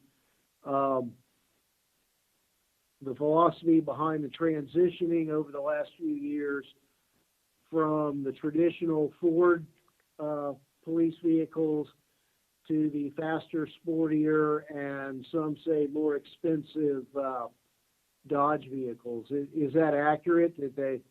What's the rationale for going to the Dodges, and are they a little more expensive than the Fords? Yes, sir. When you're talking about going from the traditional Ford, that was the Ford Crown Vic, which they are no longer producing. So when they stopped production of the Ford Crown Victoria or the Chevy Caprices or things of that nature, we had to look for something else. And the thing at the time was the Dodge Charger. And it was a cost-effective move at that time, and it still is a cost-effective move because Dodge right now is currently on the lower end of all vehicles to be purchased. And it's the only vehicle that is a certified police pursuit vehicle at this time. Again, they've provided good service for us so far, and their safety ratings with the Dodge Charger has been excellent for us. And but the only thing is, as time goes on, as they start to get out of warranty, you have the expenses just like any other vehicle, and the amount of wear and tear on these vehicles on a daily basis, whether it's driving around town or having to go 30-something miles to court. Some officers are going to court on a couple times a week, back and forth. If it gets to be a lot of miles that's put on these vehicles. Yeah, absolutely. I appreciate that, and it's very important for me, and I think all of us, to know that right now that's the only certified police pursuit vehicle. So it's the sole source philosophy. I think that's all I had on the body cam issue. I note that, and some have asserted that, it's a lot of money for perhaps little results. And going forward, maybe we need to, and I guess that's the next conversation we're going to have, is as to the number of new police officers, perhaps, splitting the difference and moving some savings around to perhaps minimize any tax increases or maximize the dollars. So with that, I'd like to open that conversation up to council now, regarding those alternatives with respect to the number of new officers to be hired. Mayor, if I may. Yes, Vice Mayor. Thank you. I love the fact that you're really trying to get creative and you're asking some great questions to determine where some cost saving can be. I think that's amazing. As it relates to increasing taxes, as I mentioned earlier, I was never a proponent of it, and I probably was one last year that said I wasn't for it, and I sit here now.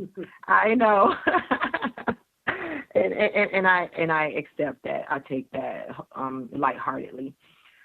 But I mentioned that this for body cameras, I was willing to make the sacrifice, and I say that because for so many years it seems as if America has hit the snooze button on. As it relates to saving lives of African Americans, as it relates to police officers. So I feel as if this measure would not allow us to hit the snooze button, but wake up to this current reality and not just keep putting it to the back seat and saying, not now, let's wait. That's why I was interested in seeing if anyone was willing to get creative like you have been to determine how we can do this. If we, as a first step, just move forward with body cameras, that's 0.2641, $26.41 per 100,000 taxable value. That further decreases our millage rate. And I know at the surface, no increase in taxes. So even that may be a bit much for some. But I'm just going to throw this out there. I mean, we're allocating $900,000 for land acquisition through the CRA. Can we use some of that for body cameras? With the cameras and the officers, I believe $777,000? And we're allocating $900,000 for land acquisition. What about life acquisition? What about being proactive to save lives? So let's have a conversation here on how we all can move this forward. If we can do it without raising taxes, I am all for it. I stand in agreement with all of you. So let's talk about it. I'm here for the long haul to get creative to see what we can do to minimally move the body camera forward and then wait on increasing officers. So I'm here for the discussion. Vice Mayor? Have that conversation. Vice Mayor, this is Carlos. In response to the use of CRA funds for the body cameras, the problem is that CRA funds would only be used for the officers that are in the CRA, and you're only talking about one police officer that's funded by the CRA. So it would only cover the cost of one body camera, and that's Okay, so that's one. Do we have... If I may.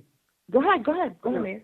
But Carlos, what about, can it be justified by allocating camera cost to all officers who patrol the CRA? I get that the CRA is only funding one, but I hope I'm wrong. I hope I'm right when I say there's a lot more than one officer patrolling the CRA at any given time. That could be a possibility. We'd have to figure out with the police how many police officers that would be, and hopefully with the CRA they would have no opposition to that. I don't know the answer to that. It's certainly a possibility. Okay. Sorry, Vice Mayor. No, it's okay. That was great. I didn't think about that, but that was great, Mayor. My other question is, I know in some municipalities, I believe the city of Miami, was it city of Miami or the Miami-Dade County Police? They didn't provide body-worn cameras for all of their officers. They kind of phased it in. What if we phase in the body cameras initially for the patrol officers only? What number would that represent?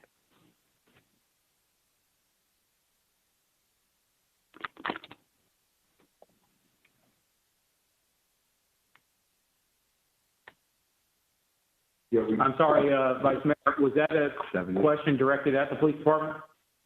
That was directed at whoever can answer it. As far as uniform patrol, that would be, and the exact number is not with me right now, but it'd be probably around 65 to 70 officers that would have to be outfitted with that at the time. Yeah, most certainly you could do it in phases, but ultimately you're still going to have expenses, of course, in the end, but as it all comes together. But initially it would be about 65 to 70 officers. Right, but that represents a nice savings. And then I know to procure the equipment, what was it, $300-something thousand? I didn't write down the actual number here. But that's just for the initial year, correct? Moving forward, we won't have to incur that cost for the next couple of years. For the camera. That's for the 5-year commitment. You're basically buying it's a subscription service. You would be paying $300 plus $1,000 per year over 5 years. Then you also pay for the individuals to manage the program. Okay. And I feel that initially it may come at a cost for us, but I believe that there will eventually be federal dollars, state dollars that will come to us to help fund this moving forward. So there is some light at the end of the tunnel, and I don't believe we'll continue to have to defray the entire cost year after year, because dollars will become available for body cameras, because this is, I don't want to say national cry, because I don't want to make it seem like anymore it's an emotional issue, because for me it's not emotional, it's a moral imperative. And I think it's something that we need to move forward with. But I believe there will be cost savings moving forward with this as dollars become available. But if we can scale it back a bit and provide it for the uniform patrol officers initially, and just proceed with the body cameras as opposed to the 10 additional police officers, I believe we would save a bit with that. Any thoughts from my colleagues or any other creative ideas on how we can move forward with this? If there's an appetite. I have a couple ideas, Mayor, if I may. Sure. I think that phasing in with our patrol, I think that's a good idea. I think that we also need to look at what does it mean for us in overtime if we were to hire 2 additional officers for the streets. Could that potentially be savings? And then the other idea I had, and I did really look at the CRA budget and wondered if there was somewhere that we could save there to help with the program. So I know that it would have to only be the CRA officer, but that's a very interesting point. If it did include officers that patrolled the CRA, I felt like this is a perfect CRA type of initiative. So hopefully there is some room to find something there. Another thing that I've been working on is our recycling program. I think that we need a huge overhaul on our recycling. I'm incredibly passionate about recycling, and we are truly not doing a good job at all. I think that we need to come up with a campaign and do something to really help educate the community and do a much better job at recycling, especially being in the position that we are with our beautiful national parks. We need to set a better example. What would it look like if we skipped one of the recycling rounds in the time being? Councilwoman Davis, the recycling, that's in an enterprise fund, that's solid waste, so that would not have an impact on the operations of the general fund. And going back to the issue of using CRA funds for the body cameras, my understanding is for the CRA, the police would have to be specifically dedicated to the CRA area. So again, I don't know, right now we only fund one. I don't know what that number would be, but it's not It's not something that would just be random. It would have to be completely dedicated to the CRA area. Well, I wouldn't be opposed to that. No, that's what makes this so tough. There are so many different moving parts to this budget, and one thing can't help the other. I was hoping that recycling could mean at least $150,000 in savings. As far as the price, that $10,000 per camera, was that the latest bid that we received? The latest quote? Was that the Motorola? It's $1,100 per camera. 11, okay. $1,100 per camera, and that is through Axon. We chose Axon as the product that we want to go with because the capabilities that it's going to provide us is going to set us up for the best chances of success. It provides us with every officer that has the camera with a less than lethal weapon to protect themselves and protect the public. It has provided all the software that's needed in order to manage the program, whereas other companies, other features.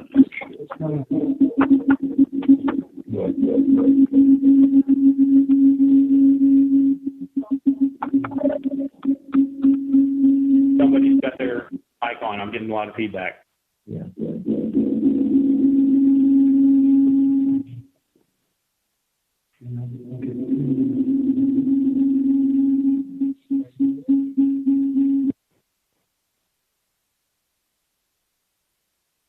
Okay.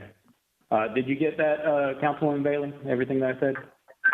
No, I'm sorry, I did not. Okay. You said 1,100, and it was Acton, and then I started losing you. It's that's the product that has sets us up for the best chances of success, is what we believe.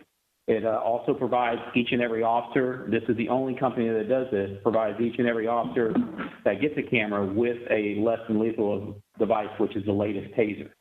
The camera itself is going to be the latest product that has come out, their newest generation, the Axon Body 3.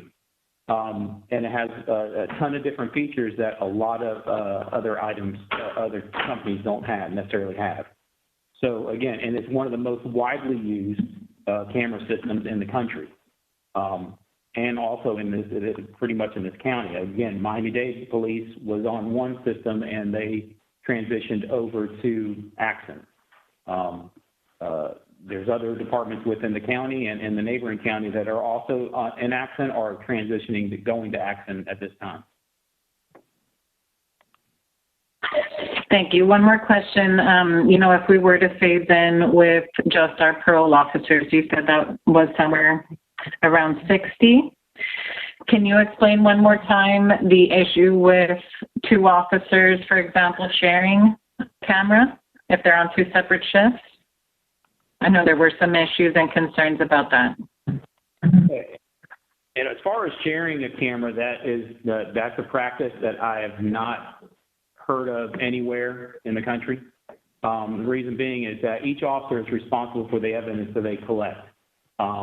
If the officer is going to take his camera, he's going to turn it in to be downloaded. Sometimes it takes some time to be downloaded. If there's multiple cameras from that shift that are also be downloading, it creates an issue.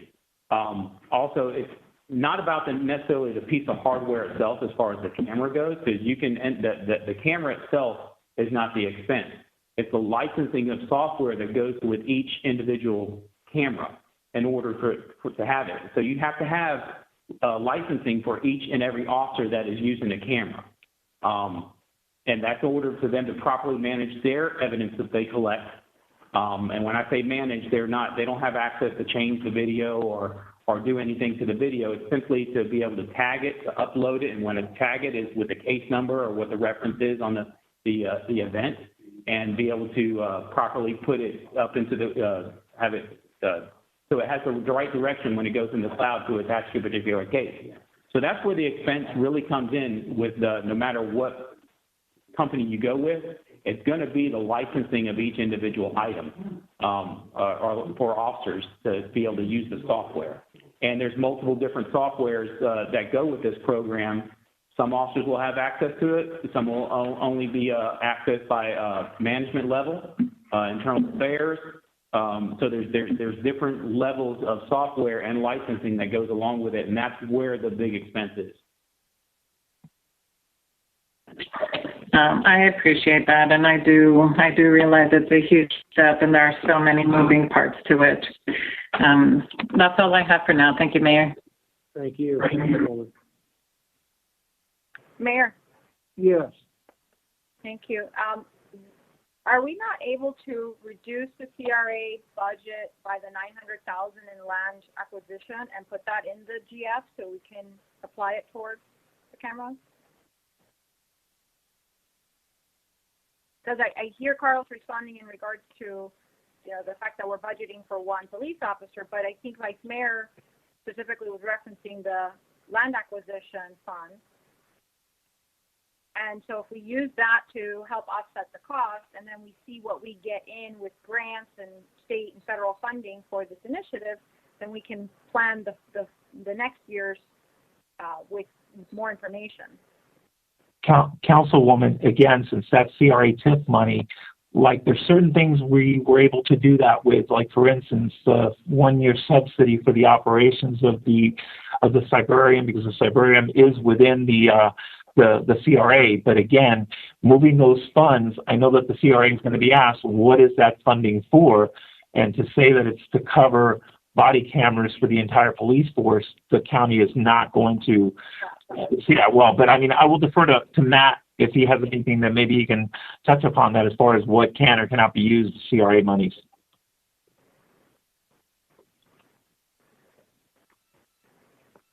Yes. CRA monies generally have to be used within the CRA. It has to be in accordance with the CRA plan. Our CRA plan wouldn't address cameras as a new, I don't believe, as a new policing initiative.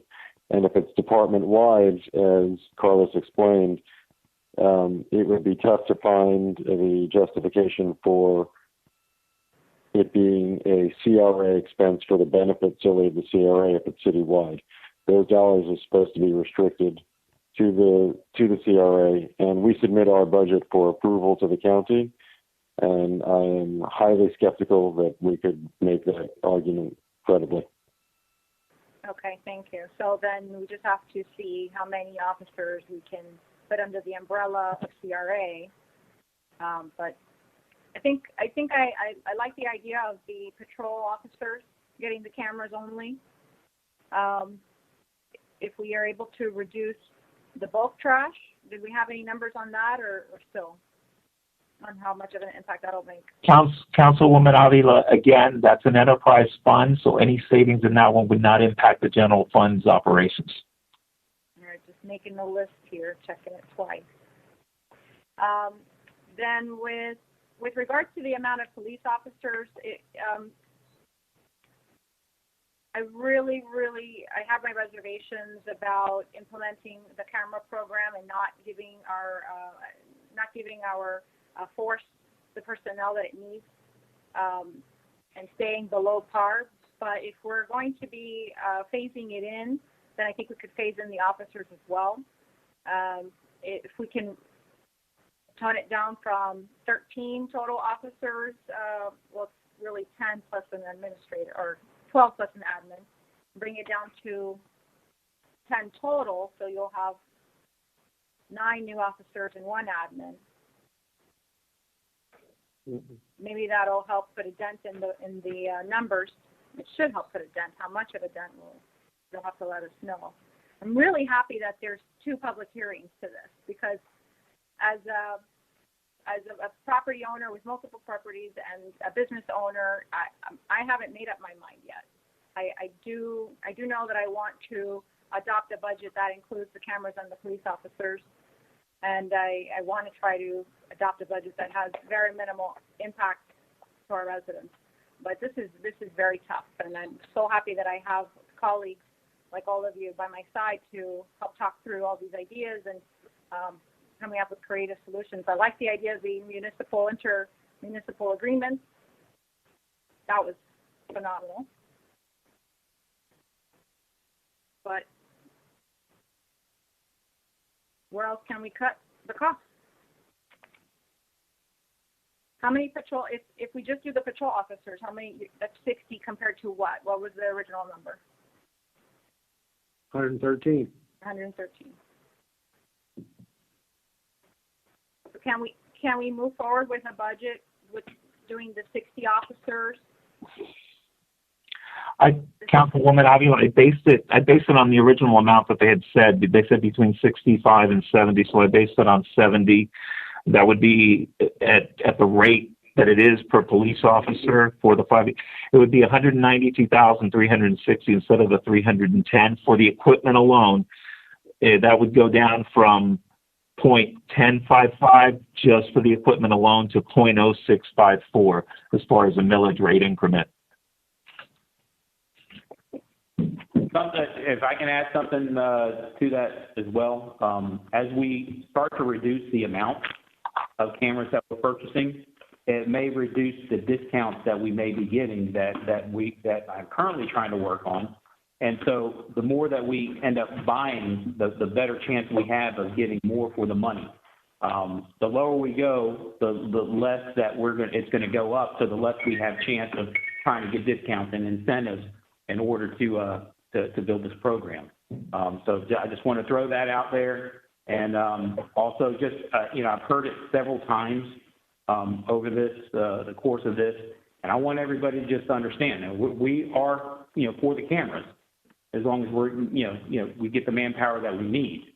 But it is a huge misconception that these cameras will save lives. They will not save a single life. It is a major misconception that the rate of use of force goes down when the newest studies indicate that the rate of use of force nationwide amongst officers who have cameras has stayed the same. Earlier studies indicated that it may have gone down, but now the latest studies, which include studies by the FBI, indicate that these rate of use of forces has not changed. And something else to think about. Some departments, they have an incident, they put it out there to try to prevent anything from happening. But keep in mind, if the county is investigating any of our contact shootings, it's not up to us whether we release this video footage or not. It's going to be at the decision of the investigating agency whether this video gets released, which goes back to how long the state attorney's office has been sitting on certain cases. So we could still very well be in the same position of not being able to release a single video that involves an officer-involved shooting, and it's still going to be sitting for years with no resolve for the officer involved, with no resolve for the families involved. It's still going to be video that is just going to be sitting there until it's allowed to be viewed at some time that it's going to be released. So I just want everybody to understand that this is not going to be what is going to fix the problem. It's by far, the camera is not going to fix the problem. It will help us take a look at things. If an officer did do something wrong, it will take a look at maybe improvements for training. If it's a minor complaint, we can address it, some sort of complaint, we can address it right away. But at the end of the day, if it's an incident that is going to gain national attention, we may not be in any control of any power to try to stop something from happening just because we have this video. It's going to be the investigating agency that's going to determine whether we can release that or not. And I'm sorry if I got off on a tangent there, but I really felt that everybody really needed to know that. Mayor, if I may. Vice Mayor, yes, thank you. More so for me, this is about being proactive, increasing safety and security, as I mentioned earlier, and promoting accountability and transparency. There is nothing in this world that is 100% foolproof. And I believe all of us recognize that. So with that, we really don't have, you mentioned that the more cameras we purchase, there's benefits to that, there's incentives, and if we decrease it, then we may not realize as many incentives, but we don't have that number, correct? Captain That is DeJong? correct, that is correct, Vice Mayor. We don't have a number exactly what type of incentives we're going to get. I do know that in conversations with Axon today, that we can probably end up getting the cameras itself for next to nothing. But again, it's the software that we're going to be paying for, and there's other items that they can give us as incentives. But we're looking at somewhere still around the 1.5 million, and it could decrease, and that's over a 5-year period. But again, once I get the clearance to fully negotiate, and again, they're not going to give us their full numbers till they know that we are serious and that we're going to move forward on this. Will we be able to really make any headway on what type of savings that we're going to get? So I just, the numbers that's been put forward, that's not the final number. We're doing everything we can to try to bring it down a little further, but we just wanted to get the final direction on where we're going to go and get some good hard numbers for us. But it will be less than what it is now. Oh, okay. Okay. Thank you. Thank you so much for that. I just believe very passionately that the cameras, this isn't about only protecting our constituents. This is about protecting the police officers as well.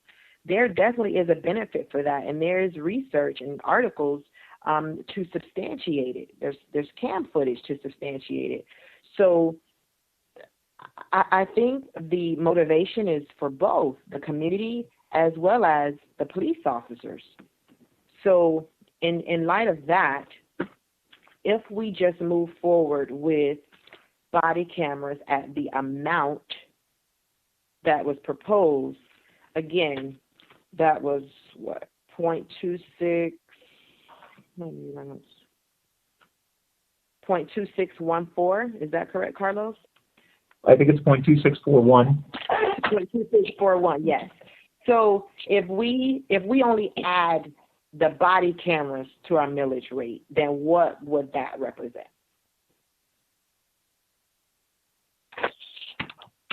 Well, give me a second.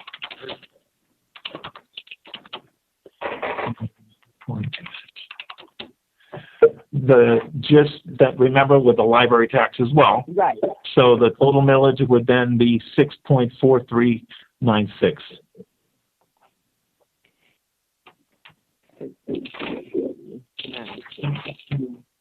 And if you deduct, just for principally looking at the numbers for our millage rate and the body cameras, if you deduct the library tax, what would that be?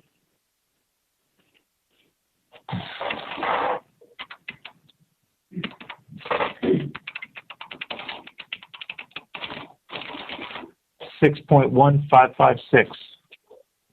6.1556. Did I do something wrong? Hold on. I may be corrected here. Hold on. Okay. Oh, I must have added wrong. I apologize. Okay. The original number, the 5.9215, the library tax, and the 0.2641 for the body cameras, it's 6.4696. So if I take out the tax out of that, it's 6.1856 would be the revised millage rate. But, I shouldn't say revised millage rate because right, the library tax is part of it. So you're right. I understand that. But I wanted to highlight 4 body cameras. I think it was 113 body cameras, 3 additional personnel to support that, from 5.9215 to feeling up to 6.1856.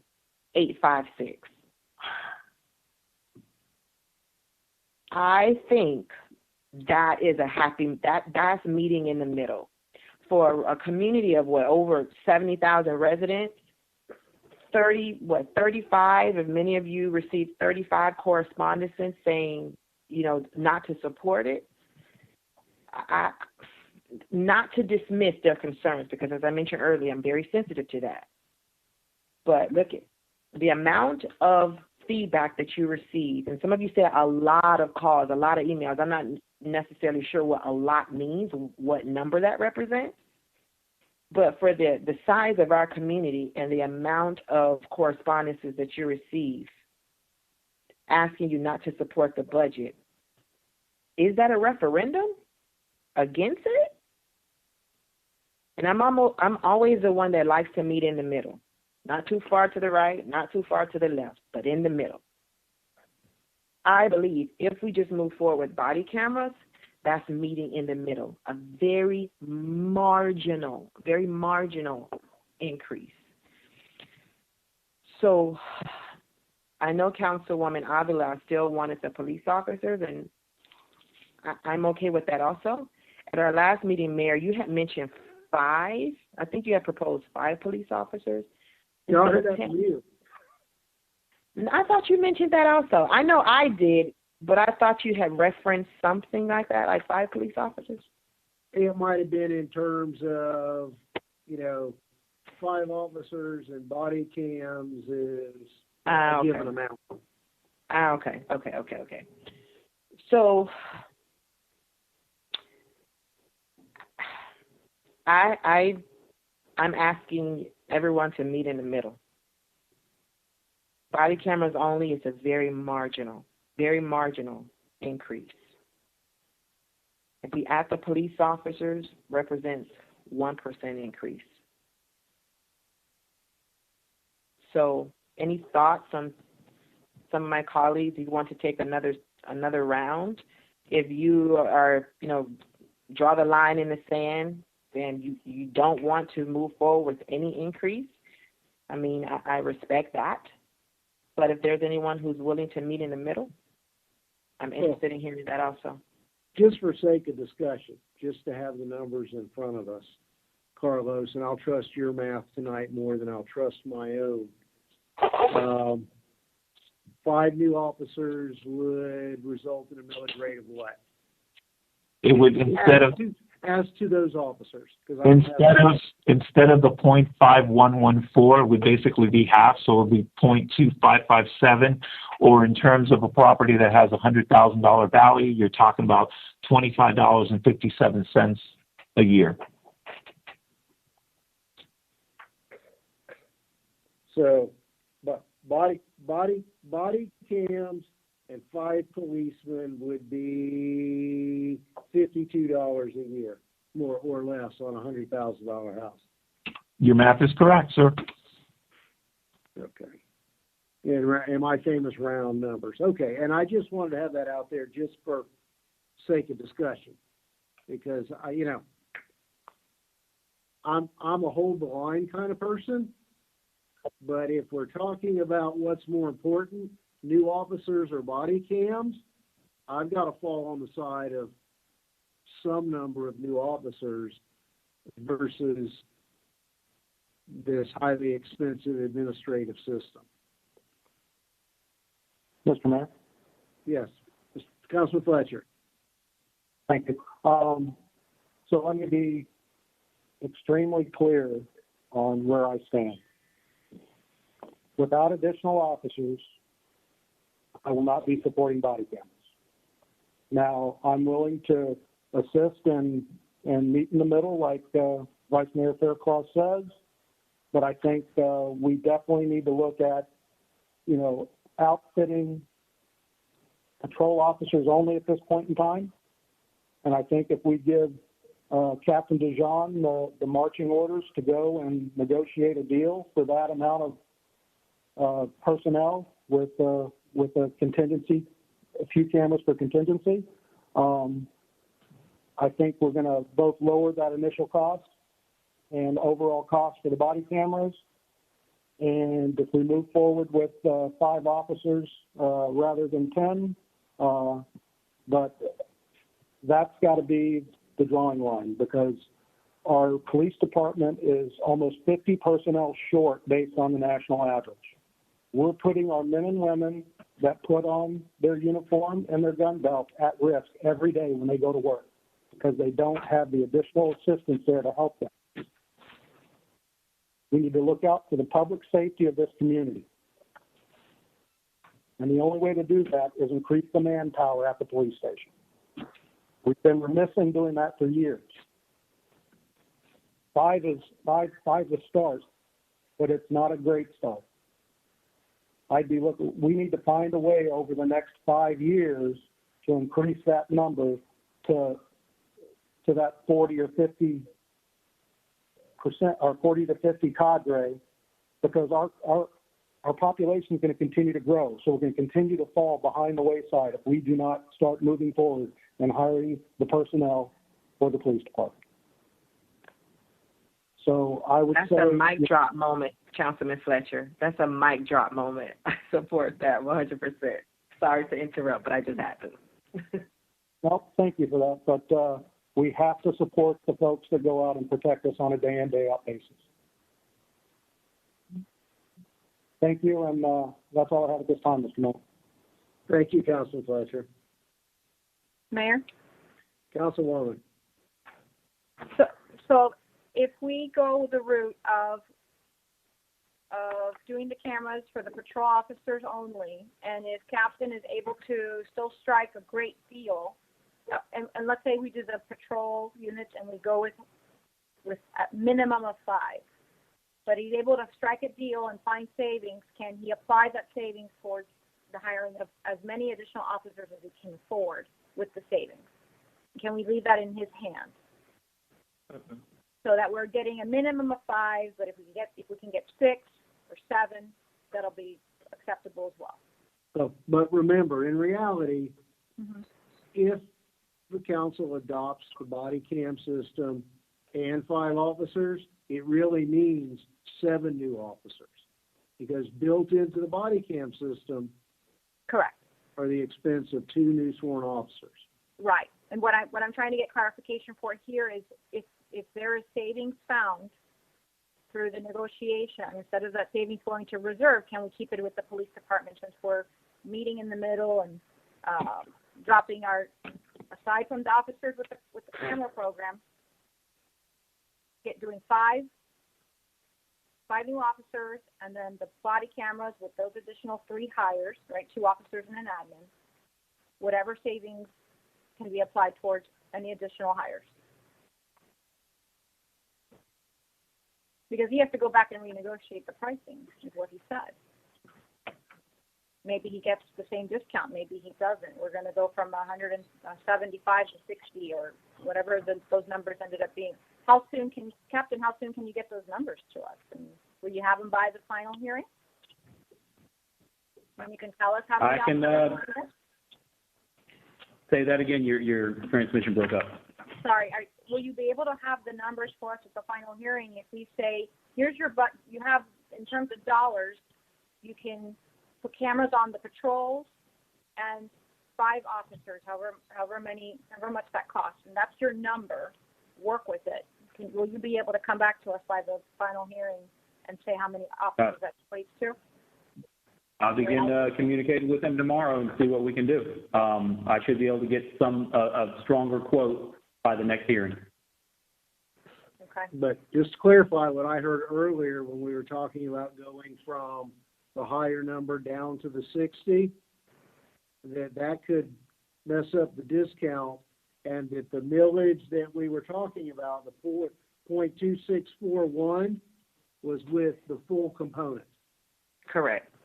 Okay. Just want to be that everyone was clear with that, and the captain was clear with that the number of cameras to be purchased would be going up by the potential 5 new street officers, not a decrease.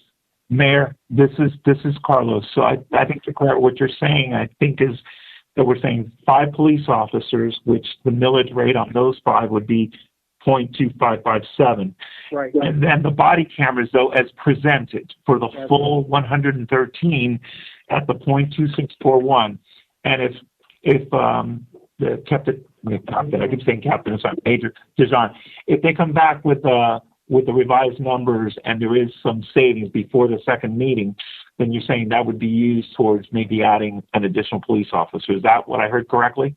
I think that's what I heard the councilwoman say, that any savings could be allocated toward an additional officer. Any savings in the body cam program from between tonight and the next hearing could in theory be applied to hiring additional officer. Probably an additional officer. In theory, if every police officer is approximately 150,000, you'd be looking at having to find a savings in the cost of approximately 150,000. But remember, that's per year. The cost of the program is over 5 years, so the savings may or may not come out that way. I don't see it happening. But. Yeah, I don't see it happening. Mr. Mayor, can I clarify something with you? Sure. Just so because the number was asked about, uniform patrol and having the numbers on uniform patrol. What we're looking at right now is, as far as uniform patrol officers go, it's 66. But if you take a look at everybody that's in actual uniform, that's CPU, that includes the supervision in uniform patrol, the sergeants and lieutenants. Then you have traffic as well. And these are the people. Each of these officers are the ones that are coming in contact with people on the street every day. They're in traffic stops. They're in responding to calls. So that number comes to a total of, I believe it is 83. And that's putting everybody that is in a uniform capacity and that responds on the road. That's not including, command staff and administrative people. That's just the uniform capacity type people. And does the 83 include the potential 5 new officers? Yes, that includes the 5 new officers as well. Okay. Because I thought that at some point in the conversation, we said to you, go back and strike the best deal at what had been presented tonight, which I believe was the whole 113. Right.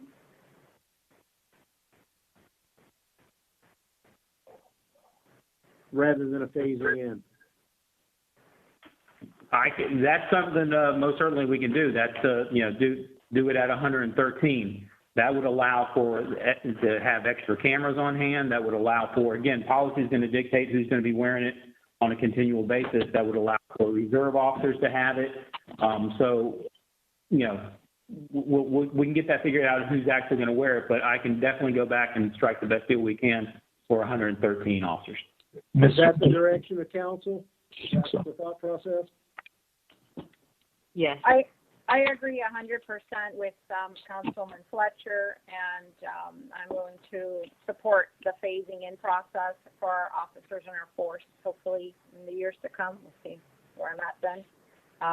So I'm willing to proceed with these suggestions. I agree as well, Mayor. Okay, thank you. So there's no confusion on the number of cameras that will be coming back as the financial proposal. So if there's nothing further from council at this point, there's no objection. I'll open it up for public comment. Hey, Mayor. Do we have anybody in line?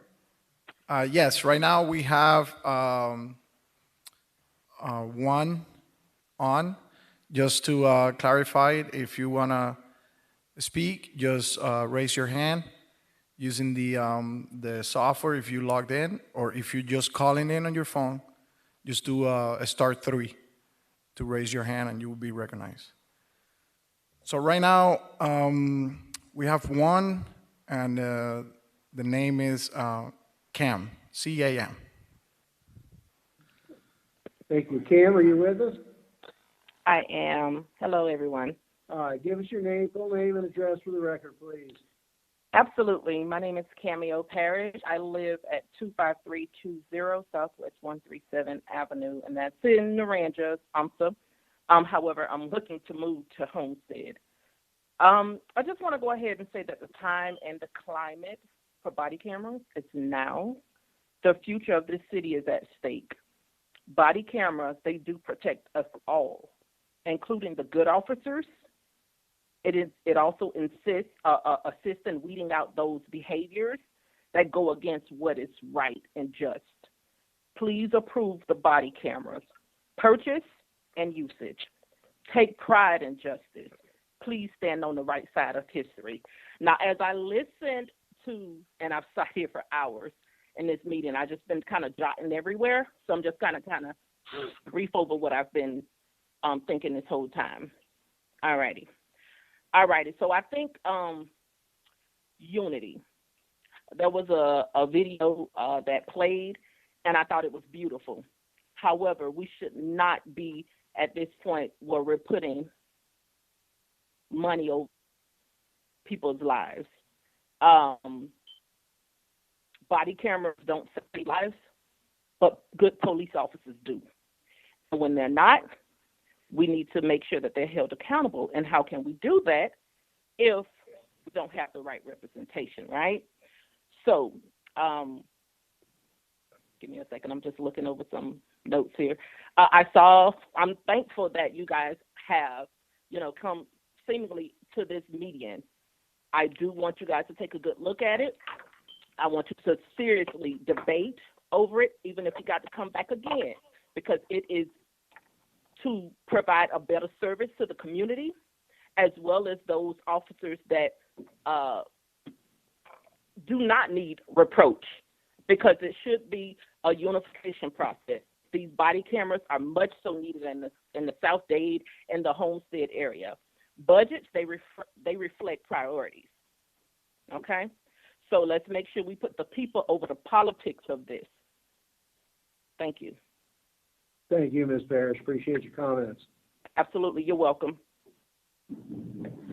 Next, we have Dwight Bullard. Well, welcome back. Thank you, Mayor. And can you hear me? We can, loud and clear. All right, I'm on the WebEx. Dwight Bullard, address 15900 Southwest 95th Avenue here in Miami. Although I do not live in Homestead, I'm here as the president of the South Dade NAACP, which our membership spans from Coconut Grove all the way down to Florida City. I'm here in support of body cameras. I've been both encouraged and dismayed by the conversation and debate tonight, and not to cast aspersions on any one in particular, but I've been to my fair share of Homestead meetings during my tenure representing the community in the state legislature for 8 years. And I know that when things are a priority, when wants and desires become the necessity of the mayor and council, the conversation is shaped a little bit differently.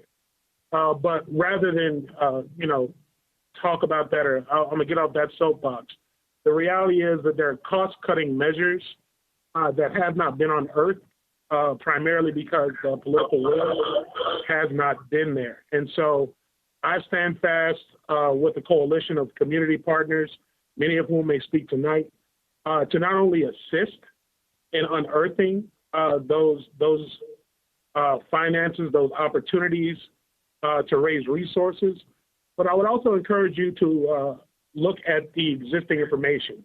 Just in the time listening to this conversation, I was able to Google a report by the Police Executive Forum based in DC that used 3 examples of cost per camera, including data, and put the cost per camera at less than $2,500 per camera. So I'm troubled to understand how one gets to an $11,000 cost per camera when there are so many opportunities. Again, I know my time's running short, but I can tell you from my state legislative experience, not only will there be available dollars at the state level, there's an accumulated pot of almost $300 million at the federal level that can be used for body cameras to offset costs that would be of no burden to the taxpayers of Homestead if we really wanted to get this done. So I would hope that between this meeting and the next meeting, that there's a real emphasis on wanting to get this done, because this conversation is not something that is right now. This is a conversation that has been happening in Homestead since 2015 as it relates to the necessity of body cameras. And it'd be my hope that we address this issue sooner rather than later. Thank you very much. Thank you. Thank you for coming out.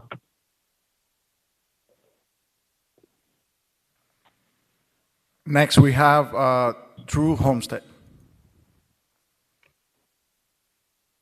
Dear Youth Council, it's Romero Horta. My address is 2040 Southeast 19th Street. Mayor, Council, thank you for this opportunity, and I appreciate what you guys are doing currently. You are taking your fiduciary responsibility to ensure that your residents do not take any more negative impact as to what this pandemic has already done to them. Now, I like the fact that you guys are entertaining, ideas. I love it. That's teamwork right there. But you guys are asking softball questions. I'm here to ask the tough questions. For example, we're here nitpicking in certain areas as to where we can take out funds to fund these cameras.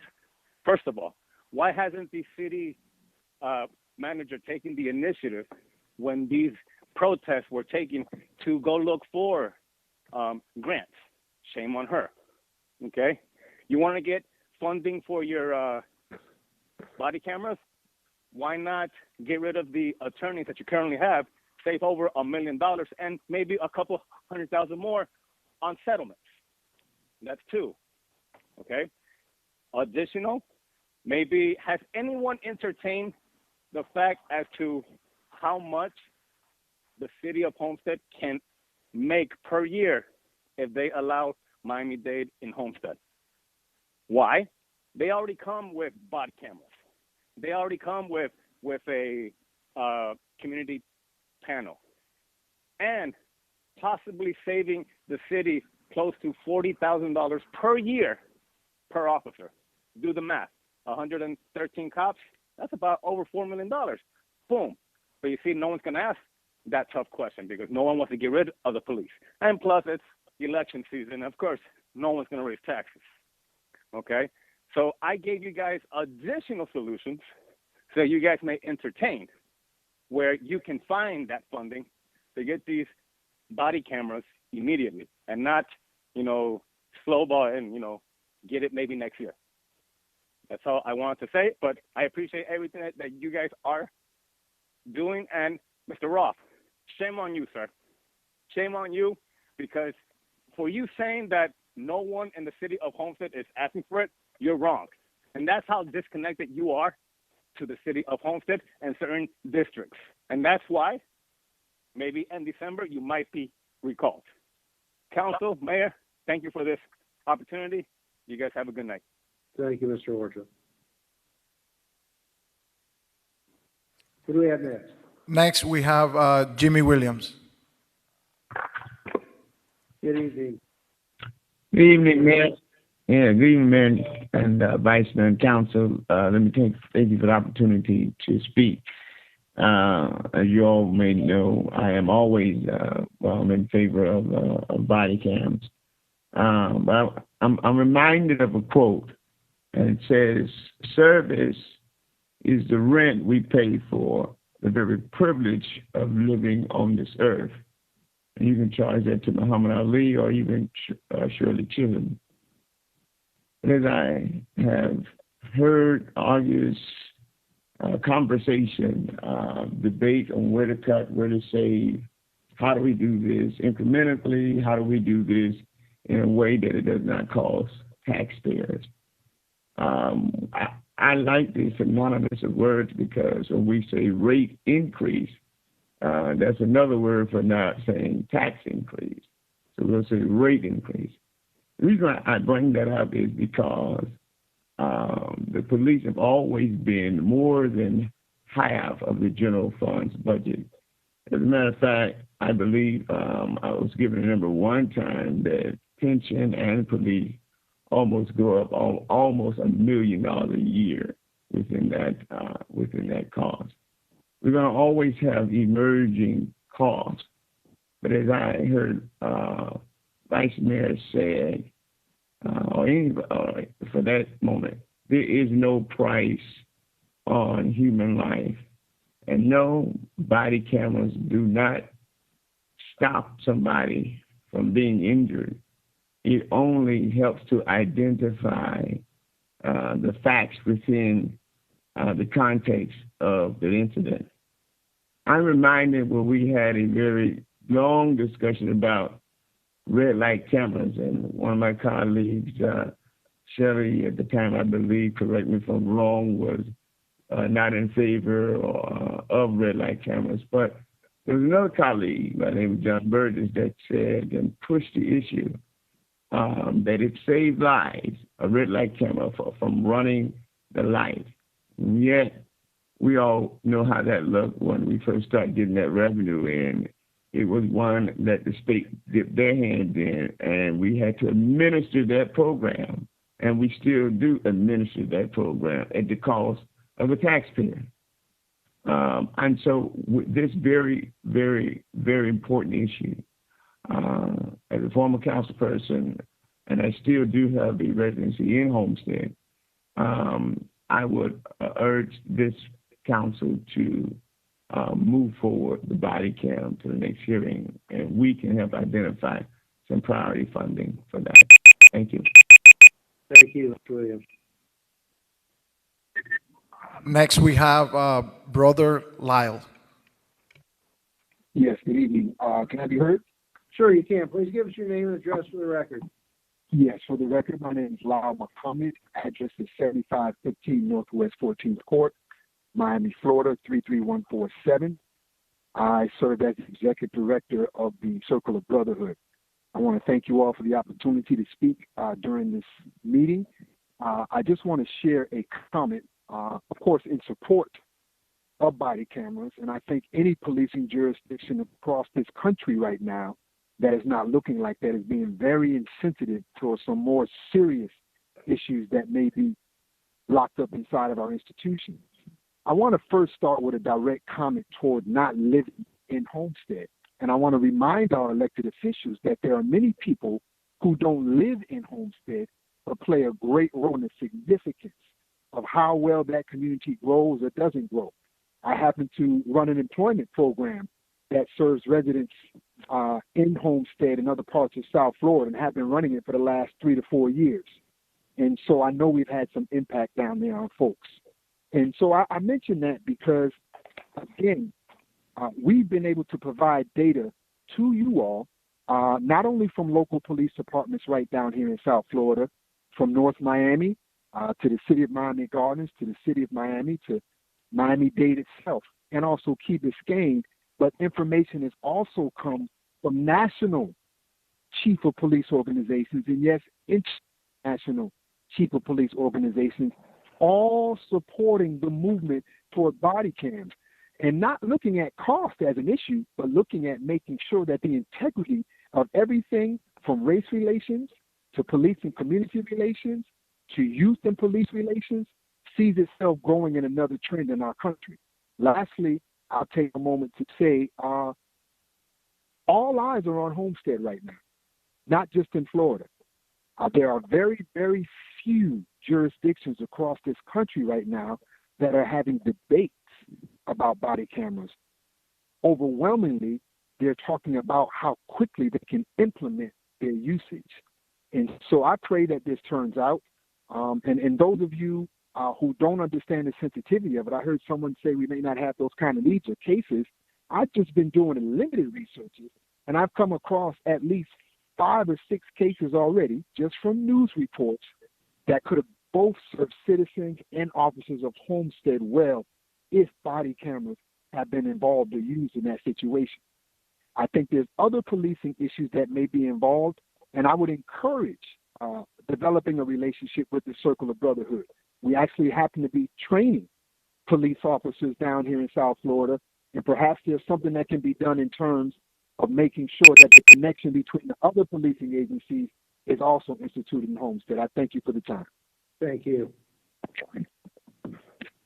Next, we have T.Y.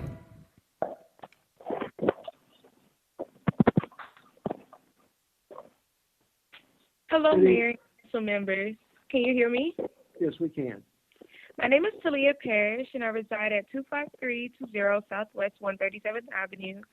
I'm going to be brief, but I want to speak on an issue that my entire community holds dear to us, and that is the lack of body cameras on our law enforcement officers. Time and time again, we have seen that the inability to view what happens at the time of arrest have led to unspeakable events. We ask for these cameras not because we just wish to have new decorations, but because they will bring justice to our beloved community. And with that being said, I thank you for your time and your consideration. Thank you, Ms. Parrish. Next, we have Andrika.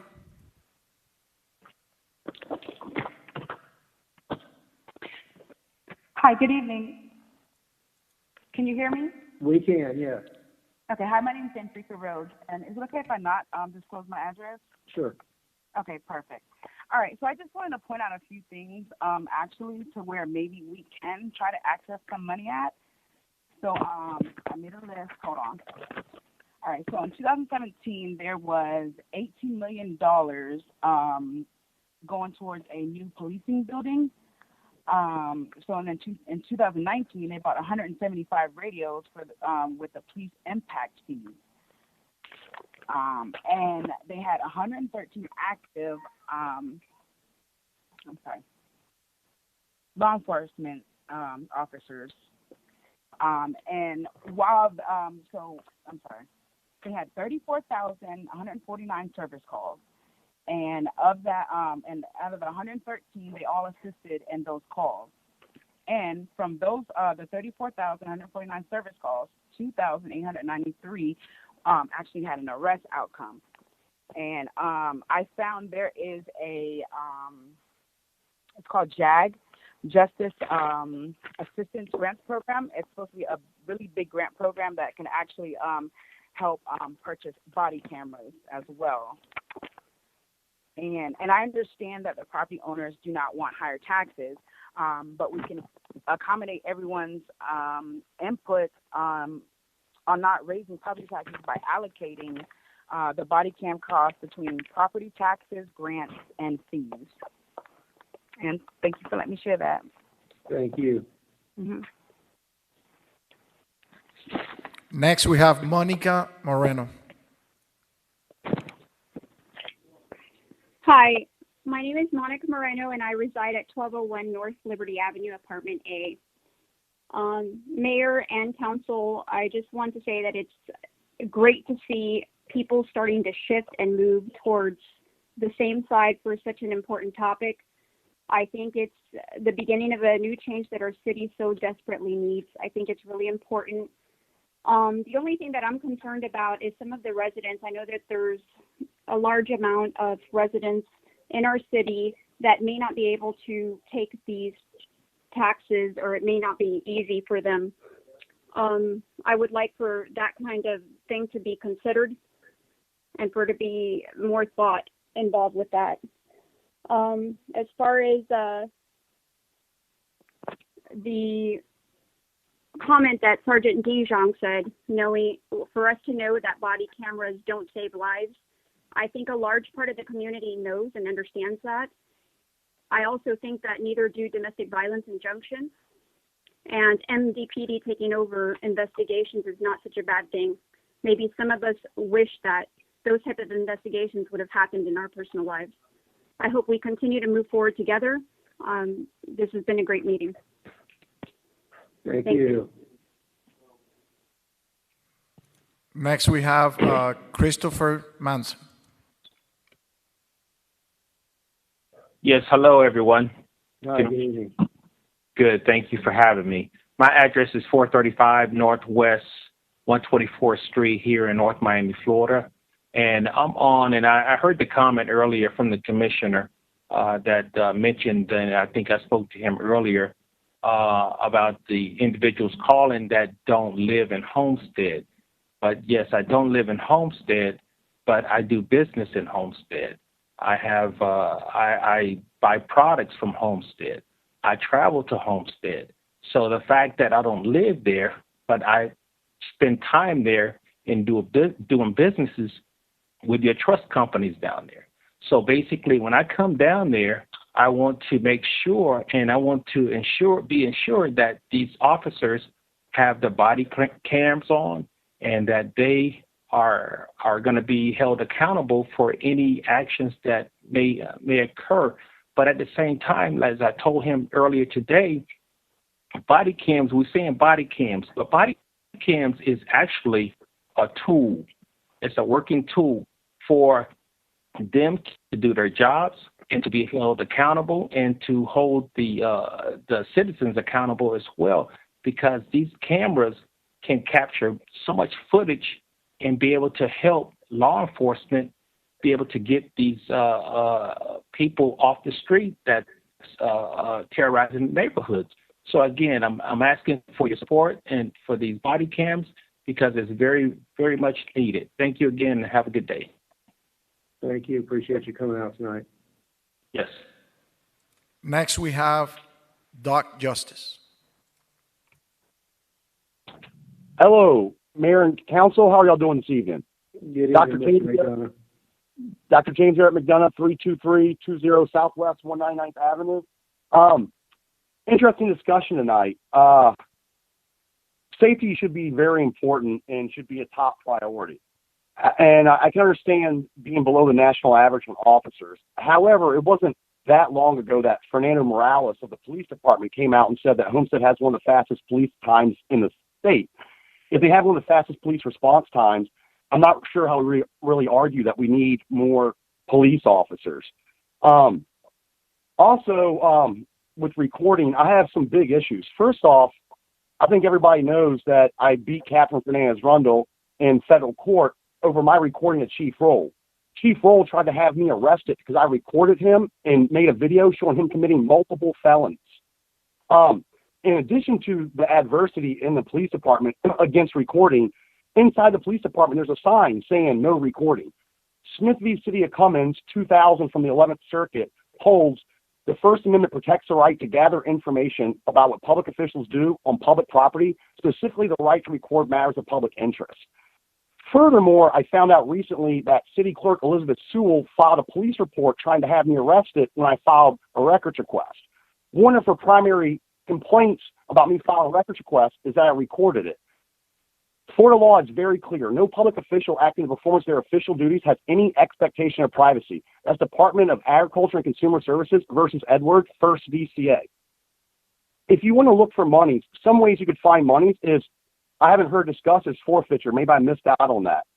The CRA funds were discussed, and I guess there seems to be an opposition to using CRA funds outside the CRA. However, I know at least Mayor Porter did use CRA funds and gave CRA funds to his friends as political favors in businesses outside the CRA. So I'm not sure how we can do it with one, but can't do it with the other. Another way that we could reduce some cost is you could cut a lot of the bloated brass. There's a lot of police officers that have been rehired after they retired. They're being paid exorbitant salaries where we could clearly hire people for cheaper to cover that. However, the biggest way you could cut funding is look at bringing in Miami-Dade Police Department to cover the police duties for Homestead. They're much more professional. They have an oversight board. It would lead to up to millions of dollars a year per savings. And I don't see how the council can be discussing possibly raising taxes when there's other ways not only to fund the body camera issue, but to actually provide savings of millions of dollars per year to the city. This could be either used to lower taxes or, if anybody was smart, actually start building back up the reserves before Homestead gets hit with another hurricane. Anyway, I thank you for your time. Have a good evening. Thank you, Mr. McDonough. Before we have our next speaker, I just want to give staff the heads up, and it's come up a couple of times tonight, and it was a theme repeated in several of the public comments that I received today about the availability of forfeiture funds for this. So at the end of public comment, let's address that and put that to bed once and for all. Who do we have next? Next, we have Judy. Hello, can you hear me, Mr. Mayor? We can, yes. Hi, thank you. My name's Judy Jennings, live at 2531 Southeast 19th Place. A few of you received emails from me, and I thank you for the respondents back to me. I want to really say thank you as a resident of Homestead since 1998, of your ability to work together and really trying to find ways to lessen the burden on the taxpayers as we increase our population in our Homestead police and also the body cameras. I really do appreciate you really working together to find ways to not put such a burden on our taxpayers in such a economic climate. I do have a question. What happens when these lands are sold to these developers, to like just right outside of Centergate, to the Outback people, to the hotels that just went up this past few years? Does the city get money from them? And since they're increasing our population, is there a way to put that financial burden of a police force need due to an increase in population based on those homes to that group? Thank you. Thank you. Can somebody really quick address for our speaker the issue of impact fees, how they're calculated and collected with respect to the police department for all new construction?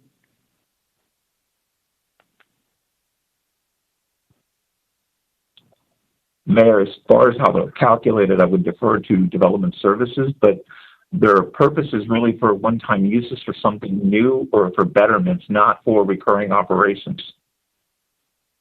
And that's the important distinction I wanted to get at.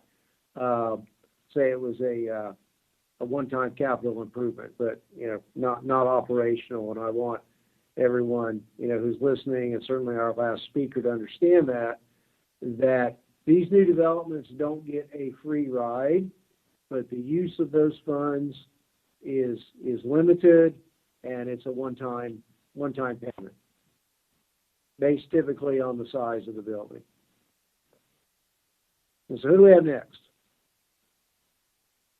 Next, we have Maya A.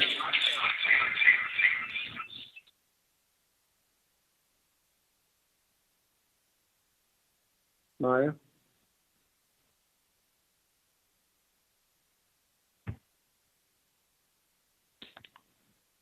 Maya there?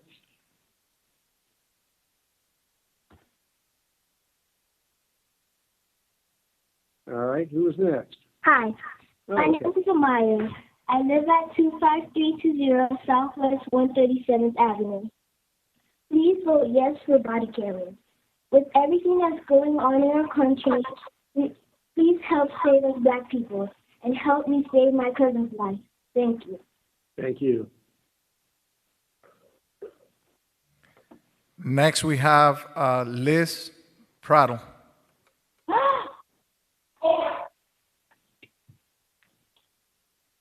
Hello, can everyone hear me? We can, yes. Hi, good evening. My name is Liz Pradell. I am a teacher in the city of Homestead. I don't feel comfortable providing my address. I'm concerned with the increase in police for the 2021 budget, but I've been here the whole time watching this budget hearing take place, and I've noticed that there is some kind of holdback for body cameras. So if there's going to be an increase in police officers, there is no excuse for not funding body cameras. There's a history of corruption within the Homestead Police Department, with the chief of police, with citizens of Homestead, and the lack of body cameras does not help with their case against the police department. I am a teacher, and the classroom I teach in, the air conditioning has not been changed for 27 years. I have mold on my ceiling, okay? So I do not feel comfortable with the increase of the police budget, especially at a time like this. I've been out there protesting in North Miami for Black Lives Matter, and you have to understand that the majority of your population in this city is minorities. You have a lot of people who work in the fields living over here. You have a lot of Black and brown families living over here. So I don't feel it's the responsibility of the citizens to have to pay more taxes to be able to provide body cameras for police. That's something that should have been in place already. Thank you for the opportunity to speak, and that's all I have to say at the moment. Thank you. Next, we have Crystal Foster. My name is Crystal Foster. As you all may know, your officer, Anthony Green, has killed my brother in 2015, and this particular officer has 6 shootings in which 3 were killed. So that means that this officer should have had a body camera 6 shootings ago. I've been with Kim Hill. We've been demanding body cameras for 5 years.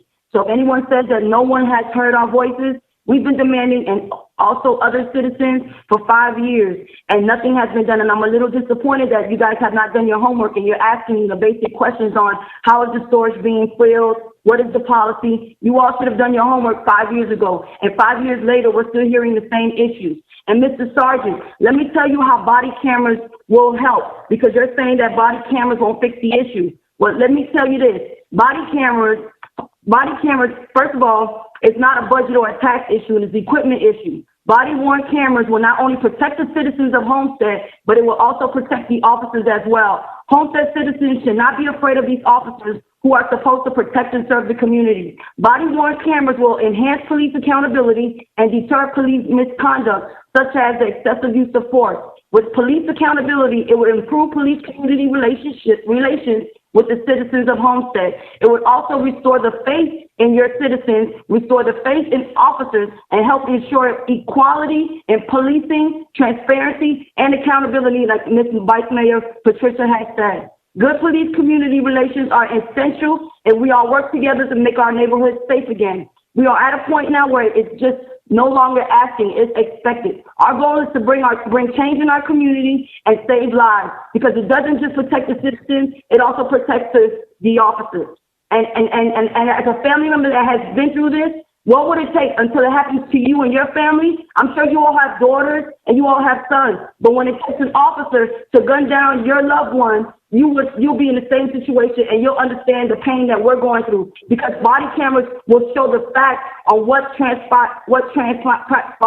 It will have transparency and accountability. And like the Vice Mayor said, it's about the people. It's about the people, it's about safety first, and it's about security. So the fact that you guys have low crime rates, if there was only 2,893 people that were arrested, why are we asking for more officers if there's a low crime rate in Homestead? For 5 years, we've been talking about body cameras, and for 5 years, we're still at the same we're still stagnant at the same issue. Enough is enough. We are tired. All these other departments in the 34 cities of Miami have body cameras, and there's less than 5 cities that have body cameras, and we are expected to have Homestead to understand the pain that these families are going through, and maybe the officers. But when you promote officers, that can also cut down the budget. Because when you promote an officer after my brother's death 1 month, that could have cut down his budget. Again, we want body cameras. Enough is enough.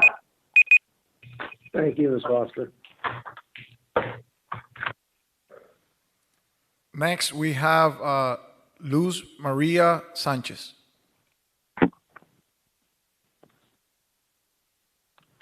Hi, good evening. Hi, good evening. My name is Luz Maria Sanchez. My address is 2741 Northeast 4th Street.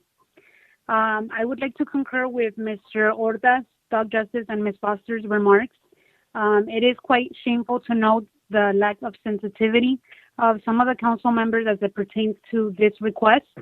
And this lack of connection with your constituents is quite concerning, and something that we will be sure to take into account as we approach the polls next election. We want people in these seats in seats that are paying attention to us and that can identify the needs and wants of their constituents. I would actually like to briefly touch on my personal experience with body cams. Recently, I called police over a domestic dispute, and in this particular situation, it was Miami-Dade police that reported to the scene, so I'm not faulting City of Homestead as to this particular situation. And upon following up myself with the police department on this report to file charges, the Special Victims Unit was prepared to close my case. And this was due to the reporting officer's misinformation provided in the police report. The name provided on the report was incorrect, my contact information was incorrect, and the information provided as to the situation was incorrect. Thankfully, the detectives referred back to the body cam footage and have been able to proceed with this investigation. With that being said, and everything else going on in our society as it pertains to police brutality and falsified reports, etc., as a constituent of City of Homestead, I'm asking that the budget for body cameras be approved. Thank you. Next, we have call-in user 24. Hi, are you there? Hi, yes. Good evening, everybody. Council, Mayor. Hi, my name is Jesus. I'd like to now address my my location, but I'd like to ask one simple question. I understand that everybody's on the topic of wearing body cams and this and that, but I've noticed over the course of this meeting, everybody's speaking about Black Lives Matter and this and that. Now, I know a lot of people I've heard are from North Miami, not necessarily from the Homestead area, and I would like to say that instead of using the money to get body cams and on the police officers, I say that we should start at the home. I believe people should raise their children right so they don't have to be in police presence of that sort. So I rest at this point, and that's something to take a hold of. Thank you. Thank you. Next, we have Lou, L-U.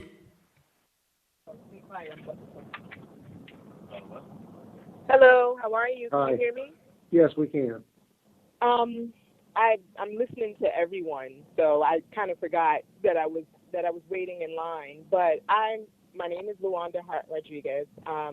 I live at 1471 Northeast 40th Avenue in Homestead. I've been in Homestead for 5 years now, and I'm learning about a lot of situations that's going on in Homestead, but I want to speak from my experience here. I'm comfortable here. Every run-in that I've had in with officers have been honestly great. What I think is, of course we need body cameras because I think we want to get in front of a problem because Homestead seems it's very family oriented. And we don't want to be that city that's plastered all over the news because, an officer, kind of made a bad move or whatever the case. And this is not necessarily about Black Lives Matter. I think only maybe 2 people mentioned that. This is about, morale. We have officers that need to be protected because we have social media now. We have so many people that want to do the most ridiculous moves just to go viral or just to get attention off of social media. And believe it or not, that can come to even attacking a police officer. We have police officers that, and I'm not saying in Homestead because it's everywhere, that maybe are having a bad day or whatever the case is. And I think body cameras will help them be more mindful. It'll help them to be more mindful in their actions when they're dealing with the public. And it'll also protect them if they're dealing with a citizen that's, belligerent or that's going out of their way to, make a scene for attention. So I really want to stop there. Well, not really stop there, but I'm listening to a lot of people's stories. I know a lot of the people that, spoke today, and my heart goes out to them because I never want to see another family or a family in Homestead experience, what these people have experienced. I have a 21-year-old, and a few weeks ago, there was a lot of police on the turnpike. It was 2:00 in the morning. My husband was coming from Muddin, and he called me frantic because we didn't hear from my son. So the thought of, something happening because of the temperature in this world, it's nerve-wracking. So I think to ease that, I do think, body cameras will help with that. So I'm definitely 100% on board with getting that for our community. And I'm going to go ahead and end that there. Thank you. Thanks for coming out tonight.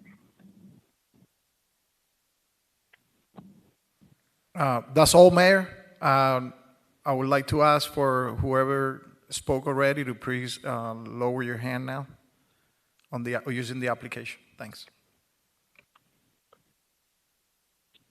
Thank you. And I'll close the public comment section of the hearing on the setting of the millage rate. Is there anything further from council? Mayor, if I may. Yes, Vice Mayor. I was just sitting here reflecting, and I believe we had more contention and opposition with the Copart application than this matter here, I'm not necessarily convinced that I have heard a referendum to not minimally increase our millage rate in order to support increasing our police force and body cameras. I've taken everyone's feedback into consideration from the community, as well as listening to the comments from my colleagues, and I respect and agree, with all of your positions. But as for me and how I would like to proceed, in light of everything that has been discussed and debated here, I propose that we move forward with adding, what we discussed earlier, the 5 police officers and the body cameras to our millage rate. Thank you. Okay, so would that be in a form, and Mr. Pearl, help me out here. Yes, sir. Options here to move this forward with direction to come back at the final hearing with an adjustment to the numbers and the millage rate, or table this and move forward while staff comes back with a calculation so that we can adopt that new calculation tonight. Mayor, sorry, go ahead, Carlos. I'm sorry, if I may. Depending on what we think you're possibly going to approve, we've actually gone ahead and calculated the numbers, but proceed, please. Okay, so, all right, so go ahead, Matt, Mr. Pearl. You have the 2 options on the table, or the 2 that you've articulated. You can move forward tonight and with direction to reduce the millage rate and budget to reflect those changes between now and second reading, which would be presented to you. Or if Carlos is prepared, we can recalculate, adopt. You'll have to read the statement again based on Carlos's recalculated numbers and adopt an amended resolution. The one thing that I heard earlier, and I just want to make sure we're out there, I don't know, there was going to be some discussion about negotiating maybe a final number between now and then on the cameras, and I'm not sure if that's reflected in what we'd be moving forward tonight, or if there would be more certainty at the second reading. Just something to take into account. Well, before we move on, Mayor, can I have a motion to extend? We've actually exceeded 8:30. It's 8:41 now. Thank you. Do we have a motion to extend to 10 o'clock? So moved. We have a motion and a second to extend. All in favor? Aye. Aye. Aye. Thank you. Okay. So, in order to make sure we could move forward with the rates as announced, with the direction to come back with the revised downward numbers to take into account body cams with any discounts that may be determined between now and then, and 5 additional new officers. Or we could wait for them to do all the calculations and move that forward. So, Carlos, are you prepared? Yes, Mayor, if I may, and again, this is not a motion, but I will state what I believe I heard. For 5 police officers, the incremental millage rate would be 0.2557. For the body cameras as presented for the 113 sworn police officers, and again, if something can happen or discounted later, so be it, but for now, as presented, 0.2641. So that impact is 0.5198, or approximately $52 in additional taxes per year for a property value with $100,000 in value. Now, add that to the library tax of 0.2840 and the base millage rate that we usually do, which is the 5.9215, and your revised millage would be 6.7253. And if somebody makes a motion and this is what they would approve, I got all the numbers already calculated, and for the statement that you would have to read and the amended to the resolution and the budget numbers.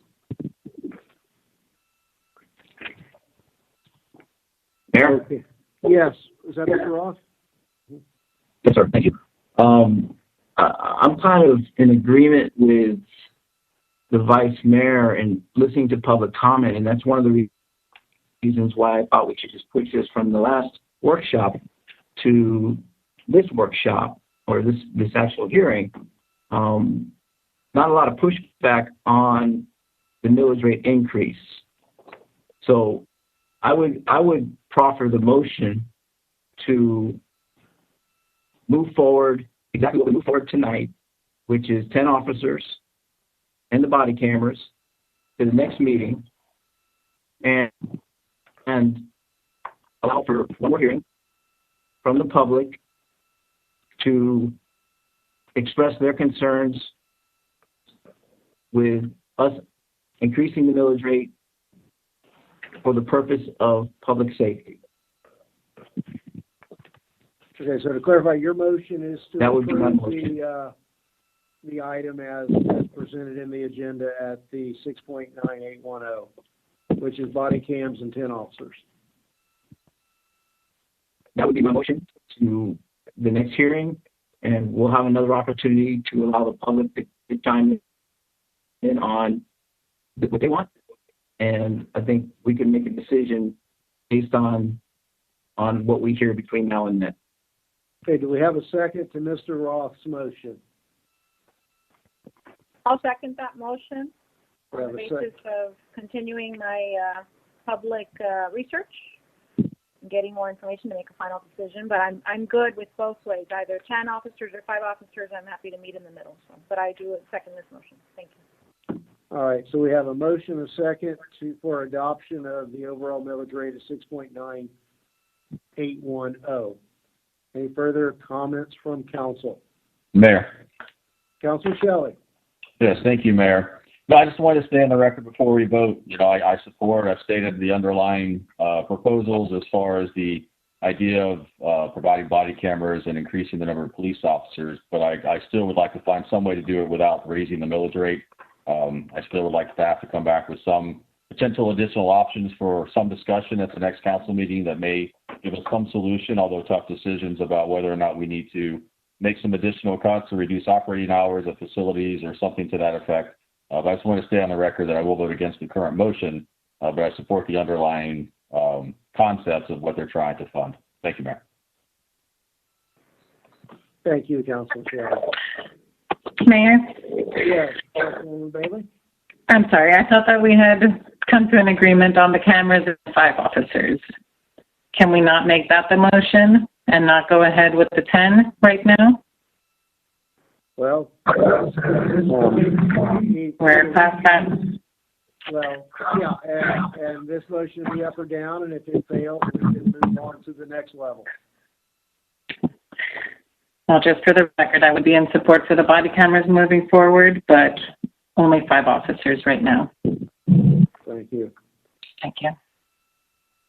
Mr. Mayor, if I may, I just want to clarify, this isn't the final setting, and if we move forward with this, there's still the opportunity to reduce it at the subsequent meeting. I don't want there to be any confusion. Thank you, Mr. Pearl, yes. Not only for all of us, but as well as the public, that this is the first of 2 votes, and the adoption of the rate that's on the table tonight is not a final action. So, if there's nothing further, then, Madam Clerk, let's have a real roll call vote. Councilwoman Bailey? No. Councilman Roth? Yes. Councilman Fletcher? Yes. Councilman Shelley? No. Councilwoman Avila? Yes. Vice Mayor Fetkov-Staggers? Yes. Mayor Losner? No. Motion carries. Motion carries. All right. Thank you all. I think staff has a clear understanding of what each of us would like to see at the final hearing on September 23rd. Okay. Next item would be tab 2, an ordinance public hearing, first reading of car number 2950, adoption of fiscal year 2021 budget. Is this you, Mr. Pearl? Yes, Mr. Mayor. This is an ordinance for first reading. It's an ordinance of the City of Homestead, Florida, adopting budget for each of the several funds and departments of the city for the fiscal year beginning October 1, 2020 and ending September 30th, 2021, approving capital improvement plan, providing for repealer, severability, and an effective date. Thank you. Council?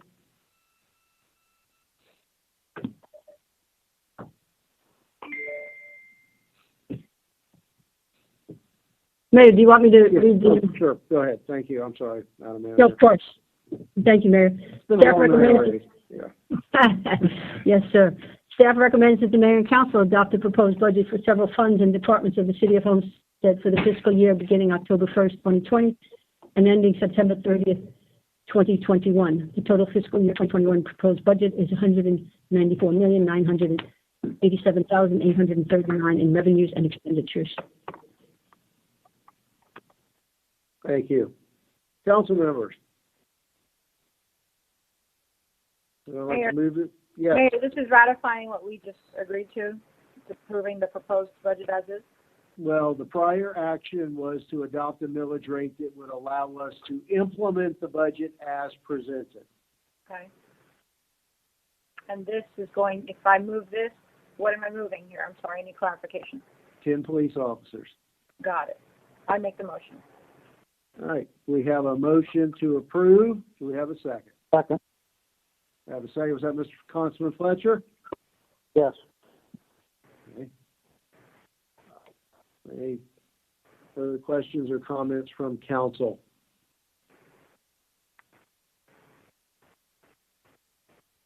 Okay, is there any public comment in line?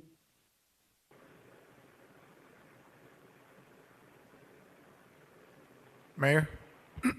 Yeah. I see 4 hands up, but they were on from before. So I So don't they've been know, on should I before? acknowledge them or I don't know if they were, I probably failed to, sounds like you failed to take their hands down electronically. All right, so we'll close the public comment portion of the hearing. Anything further from council? Yes, Mayor. Councilman Bailey.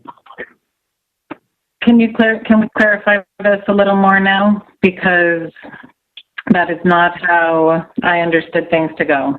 I thought that this first discussion, I'm not 100% sure on what this next tab means.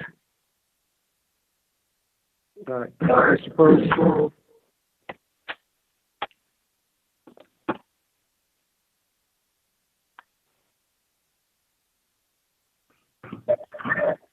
Well, again, our tab one, we adopted a millage rate. I'm sorry. There we go. Okay, go ahead. I was muted. I apologize. The first vote was to set the tentative millage rate. The second vote, the companion item, is the budget, the approval of a budget that's funded by that millage rate. Like the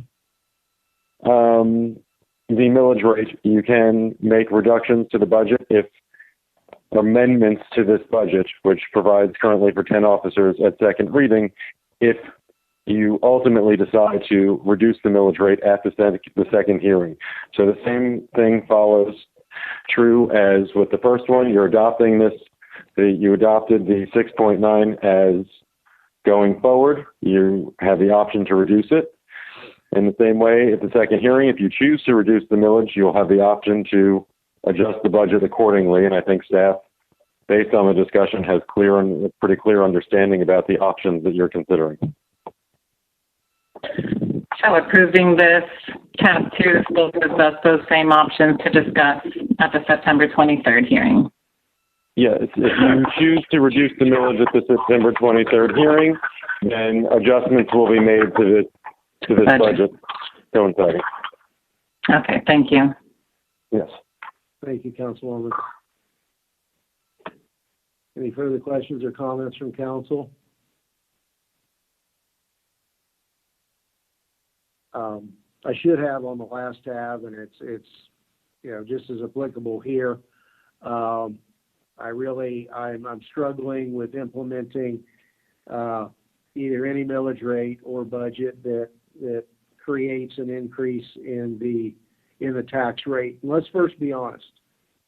Adopting last year's millage rate is in effect a tax increase, because most properties have, for lack of a better expression, enjoyed an increase in assessed value. So, there's a difference there between tax increase and tax rate. I hope that we can really drill down into this and find a way to go forward with some new police officers and perhaps the equipment, all of the equipment that many in the community feel they need. But I just want to add that in addition to the 65 comments that I was provided with at about noon today, over the last several days, I've had scores of interactions with taxpayers, both on social media, in person, by telephone, and by email. I think it's safe to say almost nearly unanimously opposed to any increase in the tax rate. I will tell you that the adoption of the maximum rate really shook them up. I believe that when people opened that trim notice, they saw this year's proposed number as compared to last year's number, and could not and will not focus on tentative or preliminary. So, in that regard, I would, to a certain extent, echo Councilman Shelley's comments that I want to see what we can accomplish in the next 2 weeks, but I cannot support this budget as presented under this motion due to the increase in the tax rate that it entails at this time. So if there's nothing further from council, Madam Clerk, we have a roll call vote on tab 2. Councilman Shelley, No. Councilman Fletcher, Yes. Councilman Ross, Yes. Councilwoman Bailey, Yes. Councilwoman Avila, Yes. Vice Mayor Fairclough Staggers, Yes.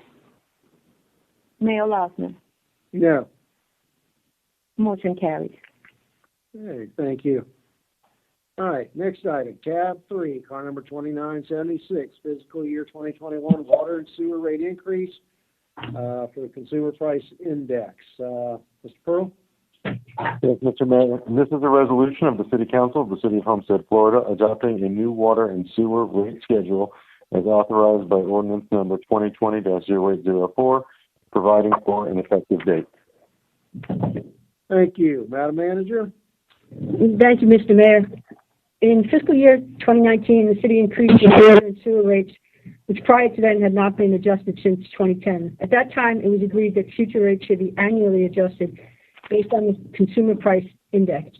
On August 19, 2020, the City Council adopted ordinance number 2020-08-04, which amended the City Code to reference the appropriate Consumer Price Index chart for water and sewer services and provide for City Council approval of CPI rate increases. Staff proposes a 6.38% water and sewer rate increase based on the combination of the applicable CPI for fiscal year 2020 and 2021. Please note that the fiscal year 2021 proposed budget that we just spoke of for the water and sewer fund is balanced with the additional revenues to be derived from this proposed rate increase. Staff recommends that Mayor and Council approve the attached resolution authorizing the city manager to adopt a new water and sewer rate schedule, providing for a 6.38% increase based on the Consumer Price Index. Okay. Thank you. And just for public information, let's talk about, we talk about the average tax bill increase. Let's talk about our average residential consumer. What will this increase mean to them on a monthly basis? I'm going to turn this over to Julio Brea. Mayor, this is Julio. Okay, so based on an average monthly usage for an average resident, we used a number of 6,750,000 gallons a month, which is basically the standard for Dade County and pretty much the whole U.S. per se. And based on those calculations, the average customer cost increase per month would be $3.90. Okay. So $50 a year. Yeah, 40. More or less. And that's my famous round numbers. Okay. I just wanted to put that out there. And it's the 6+% in terms of a percentage sounds significant in real dollars. Not so much. And before we start the conversation, would you also address and give us some of the history of the very long period of time when water rates remained flat for nearly 10 years and we weren't covering our costs? Correct. So basically, just to give you a brief history, since 2002, we had enacted an ordinance that basically would allow the city to increase the water and sewer rates by the CPI per year. And that was done every year, 2002, 2003, 2004, 2005 it wasn't, 2006, 2007, and 2008. So basically in 2008, at that time was when the economy was not doing well, and the city basically, based on the fact that we had some reserves that we could use, we had some pretty good reserves there. We decided, the council at that time decided to basically freeze any increases on the water rates and basically use those reserves sort of like a subsidy of the water and sewer rates, so we wouldn't have to increase it on a year-to-year basis. What has happened though is we basically used up those reserves by subsidizing these costs, and though increases have continued to happen on a year-to-year basis, we were using our reserves to cover those increases.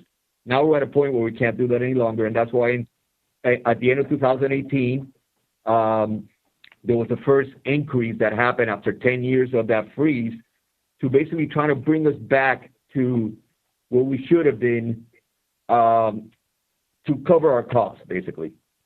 And in addition to that, keep in mind that even with all these increases, we are still the lowest rate. When you compare the average cost to a customer, we're still the lowest of all the utilities that we looked at. We looked at, in 2019, we looked at 50 utilities, and we were the lowest.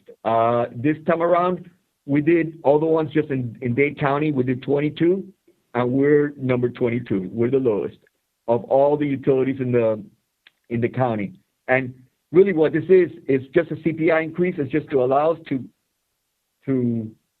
keep up with the increases in cost that happen on a year-to-year basis, for chemicals, manpower, equipment, and just our operations per se. So that's where these numbers come from, basically. Okay, and the subsidy, the reserves that were depleted over 10 years were approximately? That was about, I think it was about $14 million that we used up. 14 million. Okay. Yep. Over a 10-year period. All right. Very appreciate it. Thank you, Mr. Brea. Council? Mayor? Yes. I'll defer to. Okay. Was that Councilman Roth first? Yes, thank you. Okay. Question for Lou. Does that increase include the sewer usage also? Yeah, that includes water and sewer, both. Thank you. And the numbers are $3.90 covers both water and sewer costs. It's not just water. Thank you. Thank you, Mr. Roth. Councilwoman Oliver? Councilwoman, did you wish to?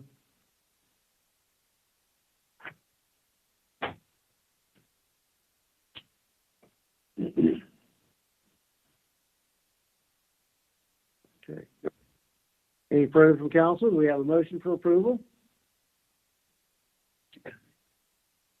Move approval. All right, moved by Councilman Fletcher. Do we have a second? I'll second.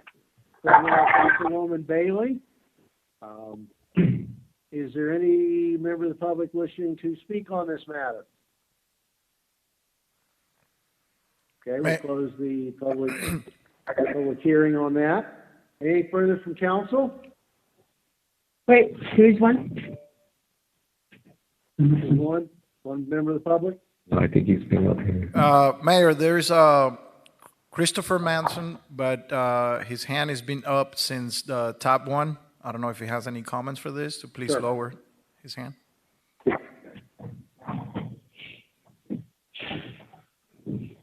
Okay. All right, so it appears that that's a holdover from a couple of hearings ago. So we have a motion and a second. Let's have a roll call vote. Councilman Shelley, Yes. Councilman Ross, Yes. Councilwoman Bailey, Yes. Councilwoman Avila,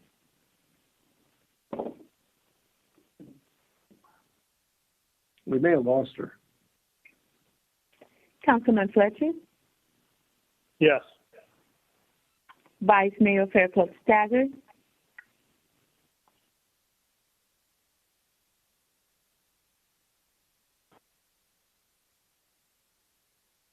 Vice Mayor, Mayor Lawson, Yes.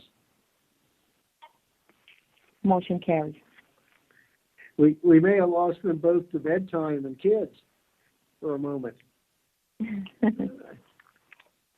All right. Next item is car number 2981, the County Live Local Mitigation Strategy Plan, tab 4. Mr. Pearl?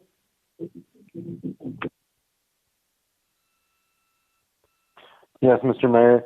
There's a resolution of the City Council of the City of Homestead, Florida, adopting the current Miami-Dade County Local Mitigation Strategy as amended in accordance with the National Flood Insurance Program Community Rating System requirements, providing for implementation and providing for an effective date. Thank you. Madam Manager? Thank you, Mr. Mayor. The state of Florida and the Federal Emergency Management Agency require local governments to adopt and approve local mitigation strategy every 5 years in order to apply for, receive, expend, and subaward grant funds under various mitigation project funding programs. Additionally, the local mitigation strategy supports improvements in local government standing and classification in the National Flood Insurance Program's Community Rating Service, making flood insurance more affordable for property owners.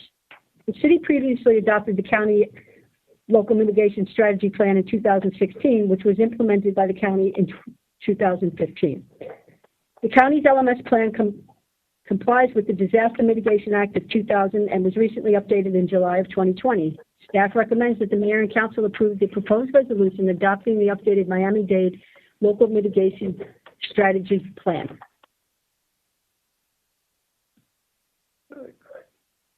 Thank you. Could someone just give us the high points of what the changes might be? Yes, Mayor, I'm going to have our emergency manager, Steve Taylor, step in and address that. Thank you. Good evening, Mayor. Could you ask the question again, please? Just if you could give us the cliff notes or the high points of the changes that are incorporated into this amendment from 5 years ago? Sure. What they did was they updated to the 2020 local mitigation strategy plan, and it included new initiatives to address the integration of climate change, sea level rise, and additional measures to address flooding and the community rating system. Okay. And of course, as the city manager had mentioned, that it has to be renewed every 5 years. And we're going into that 5th year, and we just need to adopt this into resolution that we accept the LMS plan. Okay. Good. Thank you. Any further questions from council? Do I have a motion for approval? Moved by Councilman Fletcher, I'll second. second by Councilwoman Bailey. Open the floor for public comments. Are there anyone waiting? Is there anyone waiting? All right, we'll close Seeing the, none. I don't oh, see any. Okay, nothing new. Okay, we'll close public comments. All right, I think we already have a motion and a second on the floor. Is there anyone who would wish to be recorded as a no vote on this matter? None appearing, then the motion carries unanimously. How about a motion? Is there anything further, Madam Manager? No, Mr. Mayor. Well, 2 down, 1 to go. Okay. We have a motion to adjourn this meeting. Move it. We have a motion. We have a second. This is Vice Mayor. Yes. Mayor? Yes, Vice Mayor. Hi, sorry. I was trying to vote on the last item. I lost connection and I got back in when she called my name, but for some reason it said the host had to unmute me. So is it possible for me to be reflected as a yes vote? Absolutely. Thank you. Okay, thank you. Councilwoman Alva, would you care to weigh in on the sewer increases? Councilwoman, to be recorded. The sewer rate increase, my question was, and you probably already answered, is that increase was reflected in our budget increase, right? Correct. Then yes, Correct. reported as a yes, please. Thank you, Mayor. All right. Thank you. Appreciate it. I know. I think both of you lost connection at the same time. I know you were trying to talk, and then we couldn't get you. Okay. So the special meeting for the preliminary budget, millage rate, and budget approval stands adjourned. Do we need just a minute to move into the committee of the whole meeting? Yes, Mayor. I just need a minute to close the file and open a new one. Okay, well, give me just a minute. I'm going to go off camera and I'll be right back.